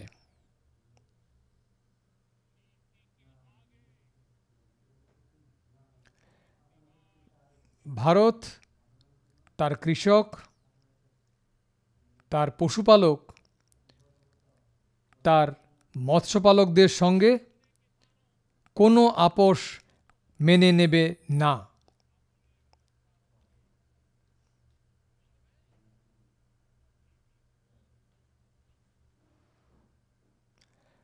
প্রিয় দেশবাসী, দারিদ্র্য কি তা আমাকে বইয়ে পড়তে হয়নি। আমি জানি, আমিও সরকারে ছিলাম এবং তাই আমার প্রচেষ্টা ছিল সরকার যেন ফাইলের মধ্যে আটকে না থাকে। সরকার দেশের নাগরিকদের জীবনে থাকা উচিত।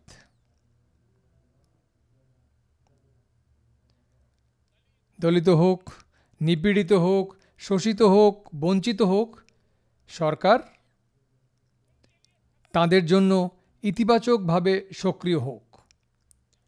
সরকারগুলো জনবান্ধব হোক, আর আমরা সেই দিকেই নিরন্তর কাজ করে যাচ্ছি। কিছু লোক মনে করে যে সরকারি প্রকল্পগুলি আগেও সমাজের প্রতিটি অভাবী ব্যক্তির জন্য উপলব্ধ ছিল। না, আমরা সরকারি প্রকল্পগুলোকে বাস্তবে রূপ দিচ্ছি, আমরা স্যাচুরেশনের উপর জোর দিচ্ছি, এবং যদি সামাজিক ন্যায় বিচারের কোনো সত্যিকারের বাস্তবায়ন হয়, তবে তা স্যাচুরেশনে, যেখানে কোনো যোগ্য ব্যক্তি বাদ পড়ে না। সরকারের উচিত যোগ্য ব্যক্তির বাড়িতে যাওয়া এবং তার অধিকারের জিনিসগুলো পাওয়া। আমরা তার জন্য কাজ করছি। যখন জনধন অ্যাকাউন্ট খোলা হয়েছিল, তখন এটি কেবল একটি ব্যাঙ্ক অ্যাকাউন্ট ছিল না, এটি আমাদের আত্মসম্মান দিয়েছে যে ব্যাংকের দরজা আমার জন্য খুলে গেছে, আমিও ব্যাংকে গিয়ে টেবিলে হাত রেখে কথা বলতে পারি। আমরা এই আত্মবিশ্বাস জাগিয়ে তুলেছি। আয়ুষ্মান ভারত মানুষকে অসুস্থতা সহ্য করার অভ্যাস কাটিয়ে উঠতে এবং তাঁদের সুস্বাস্থ্য পেতে সাহায্য করেছে। আর যখন আমরা প্রবীণ নাগরিকদের 5 লক্ষ টাকারও বেশি সাহায্য করি এবং তাদের স্বাস্থ্যের যত্ন নিই, যখন আজ প্রধানমন্ত্রী আবাস যোজনার মাধ্যমে 4 কোটি দরিদ্র মানুষ বাড়ি পাচ্ছে, তার অর্থ হলো জীবনের নতুন স্বপ্ন সেখানেই বাস করছে। বন্ধুরা, বাড়ি কেবল শুধু 4টি দেয়াল নয়, রাস্তার বিক্রেতাদের জন্য প্রধানমন্ত্রী স্বনিধি যোজনা, যারা একসময় সুদের চক্রে আটকা পড়েছিল, আজ রাস্তার বিক্রেতারাও প্রধানমন্ত্রী স্বনিধির মাধ্যমে উপকৃত হচ্ছেন। এবং আপনারা নিশ্চয়ই দেখেছেন যে তারা ইউপিআই এর মাধ্যমে টাকা নেয় এবং ইউপিআই এর মাধ্যমে টাকা দেয়। এই পরিবর্তন হলো সরকারকে শেষ ব্যক্তির কথা ভাবতে হবে, যার কারণে এই ভূমি সম্পর্কিত প্রকল্পগুলো তৈরি করা হয় এবং ভূমি সম্পর্কিত প্রকল্পগুলো মাটিতে পৌঁছায়। এই প্রকল্পগুলো জীবনে পরিবর্তন আনার একটি শক্তিশালী মাধ্যম হয়ে ওঠে। একটা সময় ছিল যখন দরিদ্র, নিপীড়িত, আদিবাসী, বঞ্চিত, দিব্যাঙ্গ, আমাদের বিধবা মা বোনেরা তাদের অধিকারের জন্য দাঁড়ে দাঁড়ে ঘুরে বেড়াতেন। তাদের জীবন সরকারি অফিসে গিয়েই কেটে যেত। আজ সরকার আপনার দোরগোড়ায় এসছে, একটি স্যাচুরেশন পদ্ধতি নিয়ে এসছে। কোটি কোটি সুবিধাভোগী সরকারি প্রকল্পের সুবিধা পাচ্ছেন। সরাসরি সুবিধা স্থানান্তর একটি অত্যন্ত বিপ্লবী কাজ। বন্ধুরা, দেশ গরিবি হটাওয়ের স্লোগান অনেক শুনেছে, এমনকি লালকেল্লা থেকেও, এবং দেশ সেই স্লোগান শুনতে শুনতে ক্লান্ত হয়ে পড়ছিল এবং দেশ মেনে নিয়েছিল যে দারিদ্র্য দূর করা যাবে না। কিন্তু যখন আমরা প্রকল্পগুলো দরিদ্রদের ঘরে পৌঁছে দিই, দরিদ্রদের মনে আস্থা তৈরি করি, তখন আমার দেশের 25 কোটি দরিদ্র মানুষ দারিদ্র্যকে পরাজিত করে, দারিদ্র্য থেকে বেরিয়ে আসে এবং একটি নতুন ইতিহাস তৈরি করে। আজ 10 কোটি দরিদ্র এবং 10 বছরে 25 কোটিরও বেশি দরিদ্র দারিদ্র্যকে পরাজিত করে দারিদ্র্য থেকে বেরিয়ে এসেছেন এবং একটা নতুন মধ্যবিত্ত শ্রেণী তৈরি হয়েছে। বন্ধুরা, এই নব্য মধ্যবিত্ত এবং মধ্যবিত্ত শ্রেণী এমন একটি যুগলবন্দি, যার আকাঙ্ক্ষার পাশাপাশি প্রচেষ্টাও রয়েছে। এটি দেশকে এগিয়ে নিয়ে যাওয়ার জন্য একটি মহান শক্তি হয়ে উঠতে চলেছে। আমার প্রিয় দেশবাসীগণ, মহান সমাজ সংস্কারক মহাত্মা জ্যোতিবা ফুলের 200তম জন্মবার্ষিকী।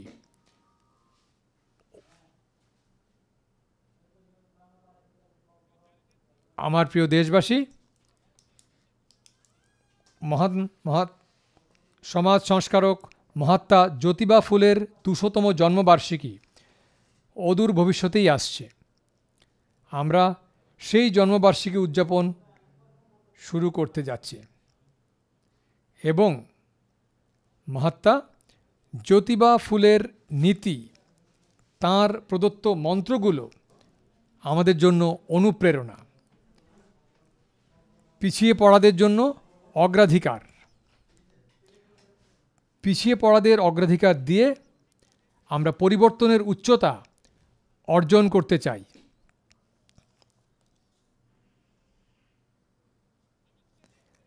আমরা এর জন্য কঠোর পরিশ্রম করতে চাই। আমরা স্বচ্ছ নীতির মাধ্যমে পিছিয়ে পড়াদের অগ্রাধিকার দিতে চাই।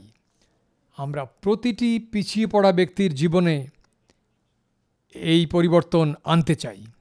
বন্ধুরা, রাস্তার বিক্রেতাদের জন্য স্বনিধি যোজনা হোক বা দক্ষ কায়িক শ্রমজীবীদের জন্য বিশ্বকর্মা যোজনা হোক, অথবা পিছিয়ে পড়া আদিবাসীদের জন্য প্রধানমন্ত্রী জনমন কি যোজনা হোক, আমাদের পূর্ব ভারতকে উন্নয়নের ক্ষেত্রে সমগ্র দেশের সাথে সমতলে নিয়ে যাওয়ার এবং তাদের নেতৃত্ব দেওয়ার জন্য কাজ করা উচিত। আমরা কেবল পিছিয়ে পড়া সমাজের কথা চিন্তা করে আটকে থাকব না, আমরা পিছিয়ে পড়া অঞ্চলগুলিকেও অগ্রাধিকার দিতে চাই। আমরা পিছিয়ে পড়া জেলাগুলোকে অগ্রাধিকার দিতে চাই। আমরা পিছিয়ে পড়া ব্লকগুলোকে অগ্রাধিকার দিতে চাই। আমরা 100টি উচ্চাকাঙ্ক্ষী জেলা, 500টি উচ্চাকাঙ্ক্ষী ব্লকের একই লক্ষ্যে কাজ করেছি। পূর্ব ভারতের উন্নয়নের জন্য আমরা হাজার হাজার কোটি টাকার অবকাঠামো প্রকল্পের ওপর জোর দিয়েছি। আমরা পূর্ব ভারতের জীবন পরিবর্তন করে দেশের উন্নয়ন যাত্রায় অংশীদার হওয়ার সিদ্ধান্ত নিয়েছি। আমার প্রিয় দেশবাসী, জীবনের প্রতিটি ক্ষেত্রে উন্নয়ন হওয়া উচিত। বিকাশের জন্য খেলাধুলাও গুরুত্বপূর্ণ। আর আমি খুশি যে একটা সময় ছিল যখন বাবা মায়েরা তাঁদের সন্তানদের খেলাধুলায় সময় কাটানো পছন্দ করতেন না। আজ পরিস্থিতি সম্পূর্ণ বদলে গেছে। যদি শিশুরা খেলাধুলায় এগিয়ে আসে, আগ্রহ দেখায়, তাহলে বাবা মায়ের বুক গর্বে ভরে ওঠে। আমি এটাকে ভালো লক্ষণ বলে মনে করি। যখন আমি আমার দেশের পরিবারগুলোতে খেলাধুলার জন্য উৎসাহের পরিবেশ দেখি, তখন আমার হৃদয় গর্বে ভরে ওঠে। আমি এটাকে দেশের ভবিষ্যতের জন্য খুব ভালো লক্ষণ মনে করি। আর বন্ধুরা, আমি খেলাধুলার প্রচারের জন্য আমরা জাতীয় ক্রীড়া নীতি নিয়ে এসেছি।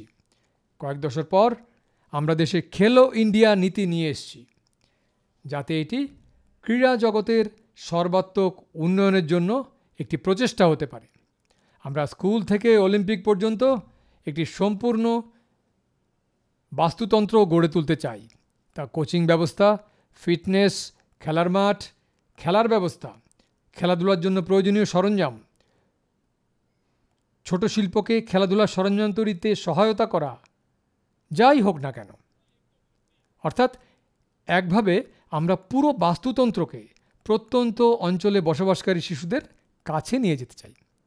কিন্তু বন্ধুরা, আমি যখন ফিটনেসের কথা বলি, খেলাধুলার কথা বলি, তখন আমি আপনাদের সামনে একটি উদ্বেগও তুলে ধরতে চাই। আমাদের দেশের প্রতিটি পরিবারের উদ্বিগ্ন হওয়া উচিত। স্থূলতা আমাদের দেশের জন্য একটি বড় সংকট হয়ে উঠছে। পণ্ডিতরা, জ্ঞানী ব্যক্তিরা বলছেন যে আগামী বছরগুলোতে প্রতি 3 জনের মধ্যে একজন স্থূলকায় হবে। আমাদের তাদের স্থূলত্ব থেকে বাঁচাতে হবে। এবং তাই আমি, যদিও আমাকে অন্য সব কিছু করতে হবে, তবে আমি একটি ছোট্ট পরামর্শ দিয়েছি যে পরিবারগুলোর সিদ্ধান্ত নেওয়া উচিত যে বাড়িতে রান্নার তেল 10% কম আসবে এবং আমরা 10% কম রান্নার তেল ব্যবহার করব এবং আমরা ওবেসিটির বিরুদ্ধে যুদ্ধে জয়লাভ করব।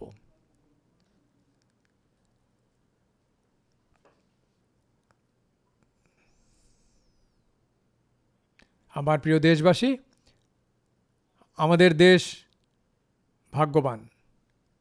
আমরা হাজার হাজার বছরের ঐতিহ্যে সমৃদ্ধ এবং তা আমাদের অবিরাম শক্তি, অনুপ্রেরণা এবং ত্যাগ ও তপস্যার পথ দেখায়। আজ গুরু তেগ বাহাদুরজির 350তম শহীদ দিবস। তিনি দেশের সংস্কৃতি এবং ভারতের মূল্যবোধ রক্ষার জন্য সব কিছু ত্যাগ করেছিলেন। আমি আজ তাকে প্রণাম জানাই। বন্ধুরা, আমাদের সংস্কৃতির শক্তি হল আমাদের বৈচিত্র্য। আমরা বৈচিত্র্য উদযাপন করতে চাই, আমরা বৈচিত্র্য উদযাপনের অভ্যাস করতে চাই। এটা আমাদের গর্ব যে আমাদের ভারত মাতা এত নানা ধরনের ফুল দিয়ে সজ্জিত একটি বাগান, এত বৈচিত্র্য রয়েছে। এই বৈচিত্র্য আমাদের জন্য একটি মহান ঐতিহ্য, এক মহান গর্ব। আমরা প্রয়াগরাজের মহাকুম্ভে দেখেছি ভারতের বৈচিত্র্য কিভাবে বেঁচে থাকে। একই অনুভূতি, একই চেতনা, একই প্রচেষ্টা নিয়ে একই জায়গায় কোটি কোটি মানুষ একত্রিত হয়। বিশ্বের জন্য এক বিরাট বিস্ময়। মহাকুম্ভের এই সাফল্য ভারতের ঐক্যের কথা বলে, ভারতের শক্তির কথা বলে। বন্ধুরা, আমাদের দেশ ভাষার বৈচিত্র্যে পরিপূর্ণ, রোমাঞ্চিত। আর সেই কারণেই আমরা মারাঠি, অসমিয়া, বাংলা, পালি, প্রাকৃত ভাষাকে ধ্রুপদী ভাষার মর্যাদা দিয়েছি। আর আমার মতামত হলো, আমাদের ভাষা যত বেশি বিকশিত হবে, আমাদের সমস্ত ভাষা তত বেশি সমৃদ্ধ হবে। আমাদের জ্ঞান ব্যবস্থা তত বেশি শক্তিশালী হবে। আর এটাই আমাদের শক্তি। আর যখন তথ্যের যুগ, তখন এই শক্তি বিশ্বের জন্য একটা বিরাট শক্তি হয়ে উঠতে পারে। আমাদের ভাষাগুলোতে এত সম্ভাবনা রয়েছে। আমাদের সকল ভাষার জন্য গর্বিত হওয়া উচিত। সকলের উচিত আমাদের সকল ভাষার উন্নয়নের জন্য সচেষ্ট হওয়া। বন্ধুরা, আমাদের জ্ঞানের ভাণ্ডার পাণ্ডুলিপিতে নিহিত, কিন্তু এর প্রতি উদাসীনতা দেখা দিয়েছে। এবার জ্ঞান ভারতম যোজনার আওতায় আমরা সারা দেশে হাতে লেখা পাণ্ডুলিপি, শতাব্দী প্রাচীন নথি অনুসন্ধান করছি এবং আমাদের আজকের প্রযুক্তি ব্যবহার করে আমরা সেই দিকে কাজ করছি যাতে সেই জ্ঞানের সমৃদ্ধি আগামী প্রজন্মের জন্য কার্যকর হতে পারে। আমার প্রিয় দেশবাসী, আমাদের মতামত স্পষ্ট। এই দেশ কেবল সরকার দ্বারা তৈরি হয় না। এই দেশ সিংহাসনে বসে থাকা ব্যক্তিদের দ্বারা তৈরি হয় না। এই দেশ তাদের দ্বারা তৈরি হয় না যারা শাসন ব্যবস্থা পরিচালনা করে। এই দেশ তৈরি হয় কোটি কোটি মানুষের প্রচেষ্টায়। ঋষি, সাধু, বিজ্ঞানী, শিক্ষক, কৃষক, সৈনিক, সেনাবাহিনী, শ্রমিক সকলের প্রচেষ্টায় দেশ তৈরি হয়। প্রত্যেকেরই অবদান এতে রয়েছে। ব্যক্তি অবদান রাখে, প্রতিষ্ঠান অবদান রাখে। আজ আমি অত্যন্ত গর্বের সাথে একটি কথা উল্লেখ করতে চাই। 100 বছর আগে একটি সংগঠনের জন্ম হয়েছিল, রাষ্ট্রীয় স্বয়ংসেবক সংঘ। জাতির প্রতি 100 বছরের সেবা একটি অত্যন্ত গর্বিত সোনালী অধ্যায়।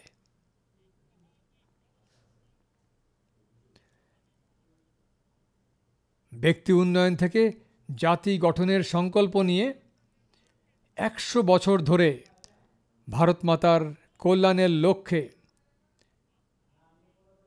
স্বেচ্ছাসেবকরা মাতৃভূমির কল্যাণে তাঁদের জীবন উৎসর্গ করেছেন। সেবা, নিষ্ঠা, সংগঠন এবং অতুলনীয় শৃঙ্খলা, এটি এর পরিচয়। রাষ্ট্রীয় স্বয়ংসেবক সংঘ বিশ্বের বৃহত্তম এনজিও। এক অর্থে এর 100 বছরের নিষ্ঠার ইতিহাস রয়েছে।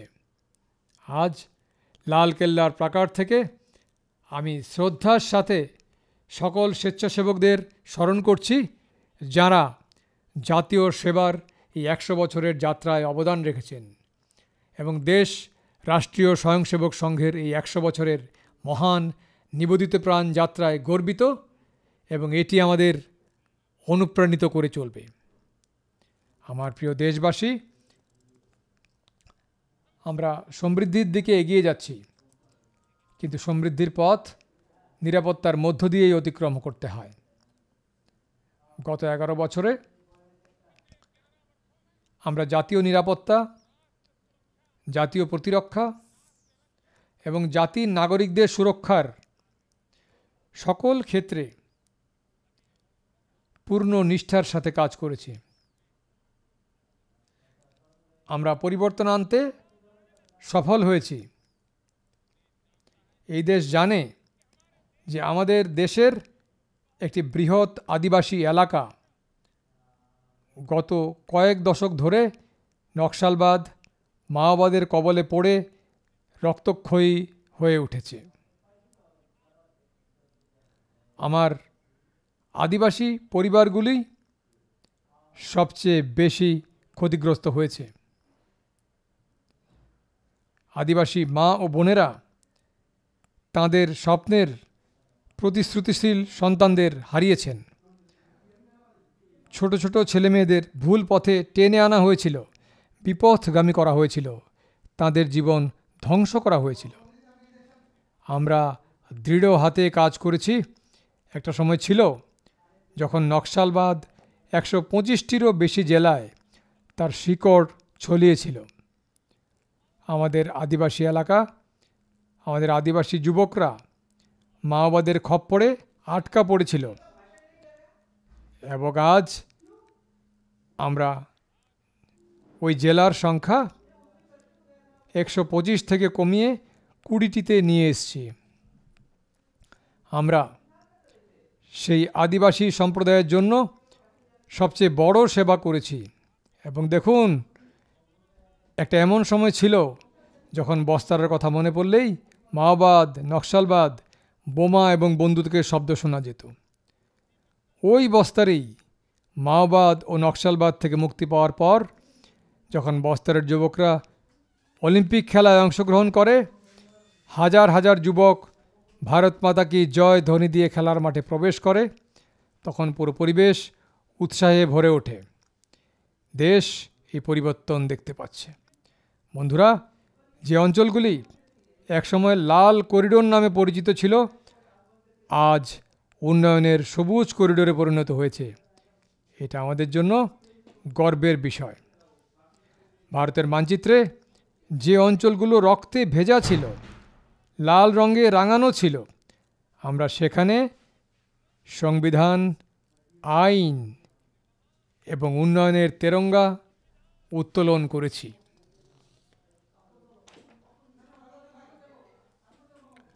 আমার প্রিয় দেশবাসী, এটি ভগবান বিরসা মুন্ডার 150তম জন্মবার্ষিকীর উপলক্ষ। তারপর এই উপজাতি এলাকাগুলোকে নকশালবাদ থেকে মুক্ত করে আমার উপজাতি পুরবারের যুবকদের জীবন রক্ষা করে আমরা ভগবান বিরসা মুন্ডার প্রতি সত্যিকারের শ্রদ্ধাঞ্জলি অর্পণ করেছি।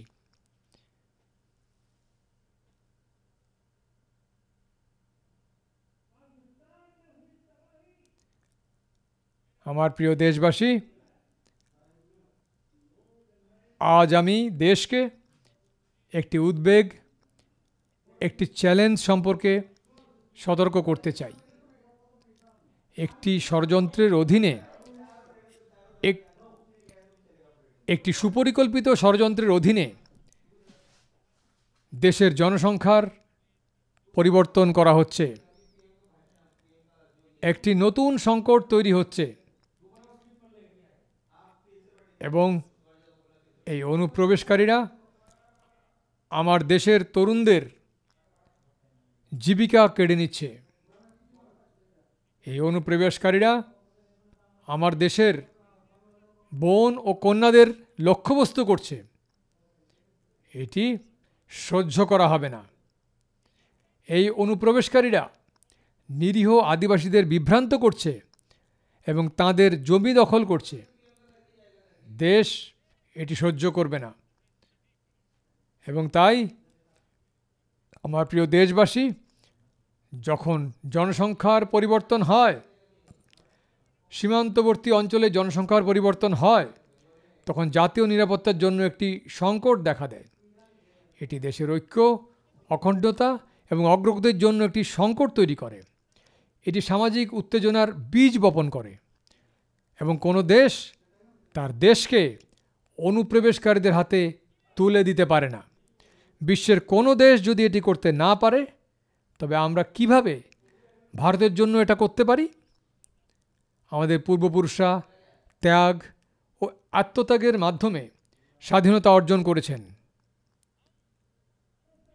স্বাধীন ভারত উপহার দেওয়া সেই সব মহাপুরুষদের প্রতি আমাদের কর্তব্য যে আমরা আমাদের দেশে এই ধরনের কাজ মেনে নেব না, আর এটাই হবে তাদের প্রকৃত শ্রদ্ধাঞ্জলি।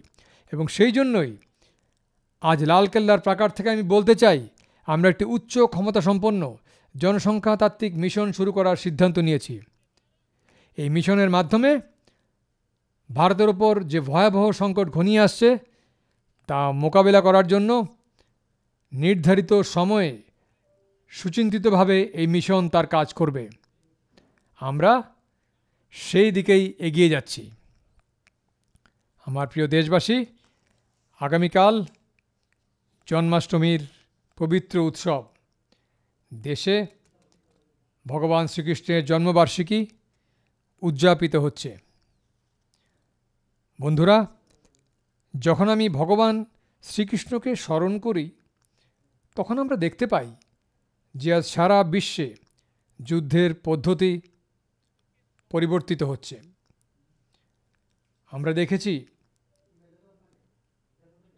যে ভারত যুদ্ধের প্রতিটি নতুন পদ্ধতির মোকাবিলা করতে সক্ষম। আমরা অপারেশন সিন্দুরে দেখিয়েছি যে প্রযুক্তিতে আমাদের যতই দক্ষতা থাকুক না কেন, পাকিস্তান আমাদের সামরিক ঘাঁটি, আমাদের বিমান ঘাঁটি, আমাদের সংবেদনশীল স্থান, আমাদের বিশ্বাসের কেন্দ্র, আমাদের নাগরিকদের উপর অসংখ্য ক্ষেপণাস্ত্র এবং ড্রোন দিয়ে আক্রমণ করেছে। দেশ তা দেখেছে, কিন্তু গত 10 বছরে দেশকে সুরক্ষিত রাখার জন্য যে প্রয়াস নেওয়া হয়েছে,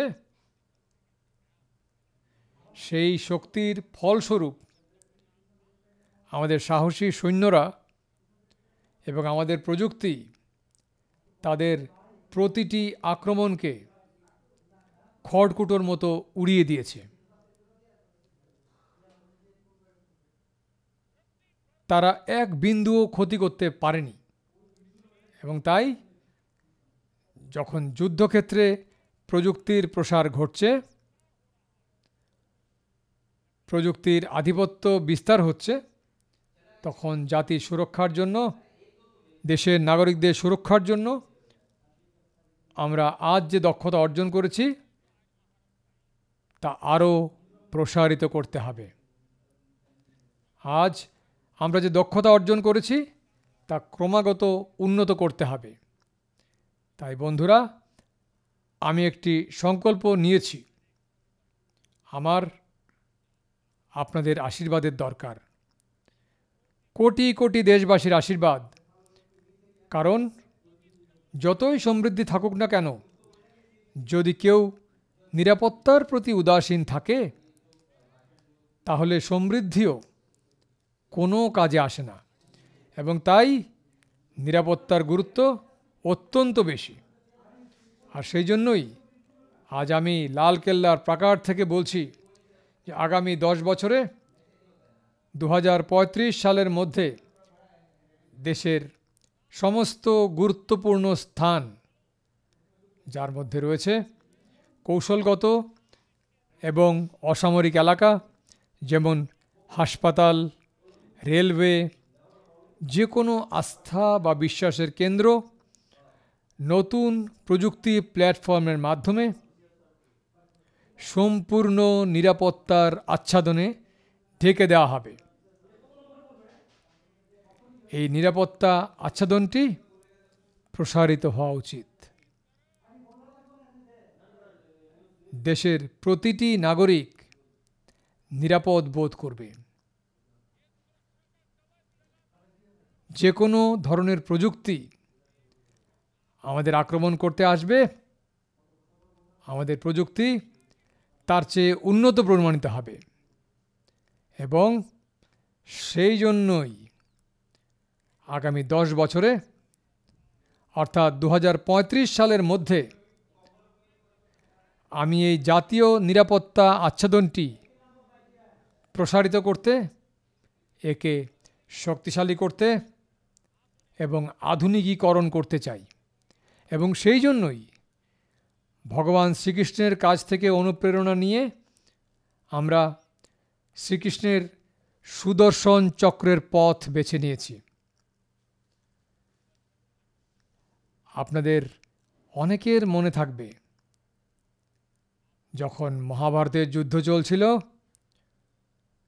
তখন শ্রীকৃষ্ণ তাঁর সুদর্শন চক্র দিয়ে সূর্যের আলোকে আটকে দিয়েছিলেন এবং দিনের বেলাতে অন্ধকার করে দিয়েছিলেন। সুদর্শন চক্র সূর্যের আলোকে ঢেকে দিয়েছিলেন এবং অর্জুন তখন জয়দ্রথকে হত্যা করার যে শপথ নিয়েছিলেন তা পূরণ করতে সক্ষম হয়েছিলেন। এটা হচ্ছে সুদর্শন চক্রের শক্তি এবং কৌশলের ফলাফল। এখন দেশ সুদর্শন চক্র মিশন চালু করবে।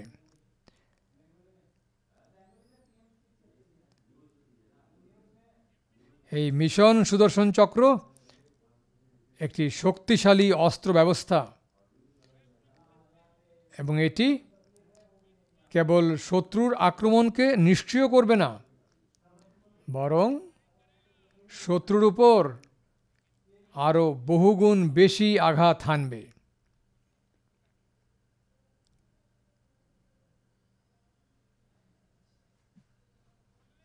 আমরা ভারতের এই মিশন সুদর্শন চক্রের জন্য কিছু মৌলিক বিষয়ও নির্ধারণ করেছি। আমরা আগামী 10 বছরে এটিকে তীব্রতার সাথে এগিয়ে নিয়ে যেতে চাই। প্রথমত, এই সম্পূর্ণ আধুনিক ব্যবস্থা, এর গবেষণা, উন্নয়ন এবং এর উৎপাদন কেবল আমাদের দেশেই করা উচিত। আমাদের দেশের যুব সমাজের প্রতিভা দিয়ে, আমাদের দেশের জনগণ দ্বারা তৈরি। দ্বিতীয়ত, এমন একটি ব্যবস্থা থাকবে যা যুদ্ধের দিক থেকে ভবিষ্যতের সম্ভাবনা গণনা করবে এবং এক +1 কৌশল তৈরি করবে। এবং সুদর্শন চক্রের তৃতীয় শক্তি ছিল, এটি অত্যন্ত সুনির্দিষ্ট ছিল। যেখানে যাওয়ার কথা সেখানেই যেত এবং শ্রীকৃষ্ণের কাছে আবার ফিরে আসত। এই সুদর্শন চক্রের মাধ্যমে আমরা লক্ষ্যবস্তুতে সুনির্দিষ্ট পদক্ষেপের জন্য একটি ব্যবস্থা গড়ে তোলার দিকে এগিয়ে যাব এবং তাই যুদ্ধের পরিবর্তিত পদ্ধতিতে জাতির নিরাপত্তা এবং নাগরিকদের সুরক্ষার জন্য আমি কাজটিকে অত্যন্ত অঙ্গীকারের সাথে এগিয়ে নিয়ে যাওয়ার প্রতিশ্রুতি দিচ্ছি। আমার প্রিয় দেশবাসী, যখন আমরা গণতন্ত্র, স্বাধীন ভারতের কথা বলি, তখন আমাদের সংবিধান আমাদের জন্য সর্বোত্তম আলোকবর্তিকা। এটি আমাদের অনুপ্রেরণার কেন্দ্র। কিন্তু আজ থেকে 50 বছর আগে ভারতের সংবিধানকে গলা টিপে হত্যা করা হয়েছিল। ভারতের সংবিধানকে পিঠে ছুরি মারা হয়েছিল। দেশকে কারাগারে পরিণত করা হয়েছিল। জরুরি অবস্থা জারি করা হয়েছিল। জরুরি অবস্থার 50 বছর হয়ে গেছে। দেশের কোনো প্রজন্মই সংবিধান হত্যার এই পাপকে কখনো ভুলে যেতে পারবে না। যারা সংবিধান হত্যা করেছে তাদের মতো পাপীদের ভুলে যাওয়া উচিত নয় এবং আমাদের উচিত ভারতের সংবিধানের প্রতি আমাদের নিষ্ঠাকে আরও শক্তিশালী করা, এগিয়ে যাওয়া। এটিই আমাদের অনুপ্রেরণা। আমার প্রিয় দেশবাসী, আমি লালকেল্লা থেকে পঞ্চপ্রণের বা শপথের কথা বলেছিলাম। আজ আমি অবশ্যই লালকেল্লা থেকে আমার দেশবাসীকে আবারও স্মরণ করে দিতে চাই। উন্নত ভারত গড়ার জন্য আমরা থামব না, মাথা নত করব না। আমরা নিঃস্বার্থভাবে কঠোর পরিশ্রম করে যাব এবং 2047 সালে আমাদের চোখের সামনে একটি বিকশিত ভারত গড়ে তুলব।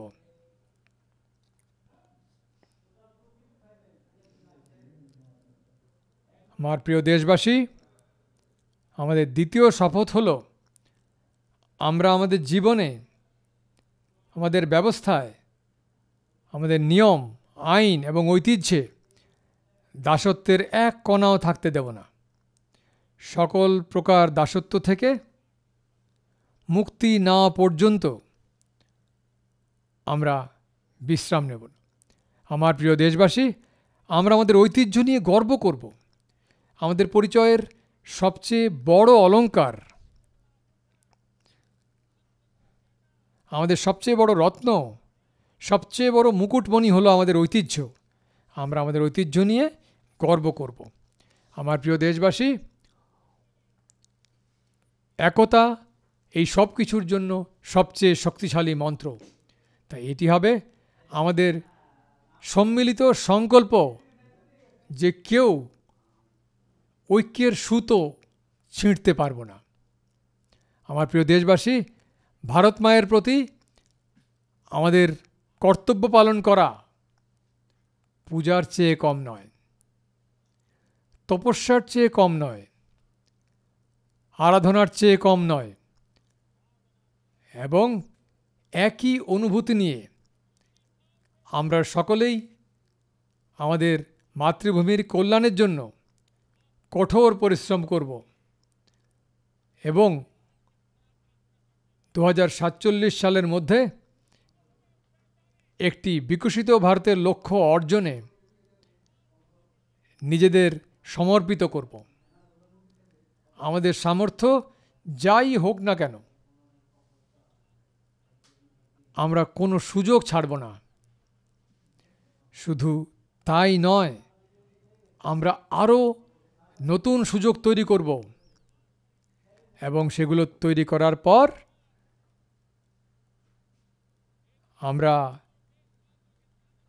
140 কোটি দেশবাসীর ক্ষমতা নিয়ে এগিয়ে যাব, এগোতেই থাকব। আমার প্রিয় দেশবাসী, আমাদের মনে রাখতে হবে, 140 কোটি দেশবাসীকে মনে রাখতে হবে, परिश्रम में जो तपा है, परिश्रम में जो तपा है, उसने ही तो इतिहास रचा है। परिश्रम में जो तपा है, उसने ही तो इतिहास रचा है। जिसने फौलादी चट्टानों को तोड़ा है, जिसने फौलादी चट्टानों को तोड़ा है, उसने ही समय को मोड़ा है। जिसने फौलादी चट्टानों को तोड़ा है, उसने ही समय को मोड़ा है। और समय को मोड़ देने का भी, समय को मोड़ देने का भी यही समय है, सही समय है। আমার প্রিয় দেশবাসী, আবারও স্বাধীনতার এই মহান উৎসবে আপনাদের সকলকে আমার শুভেচ্ছা। আমি আপনাদের আন্তরিক অভিনন্দন জানাই। আমার সাথে আপনারাও বলুন, जय हिंद, जय हिंद, जय हिंद। भारत माता की, भारत माता की, भारत माता की। वंदे वंदे वंदे। बहुत बहुत धन्यवाद।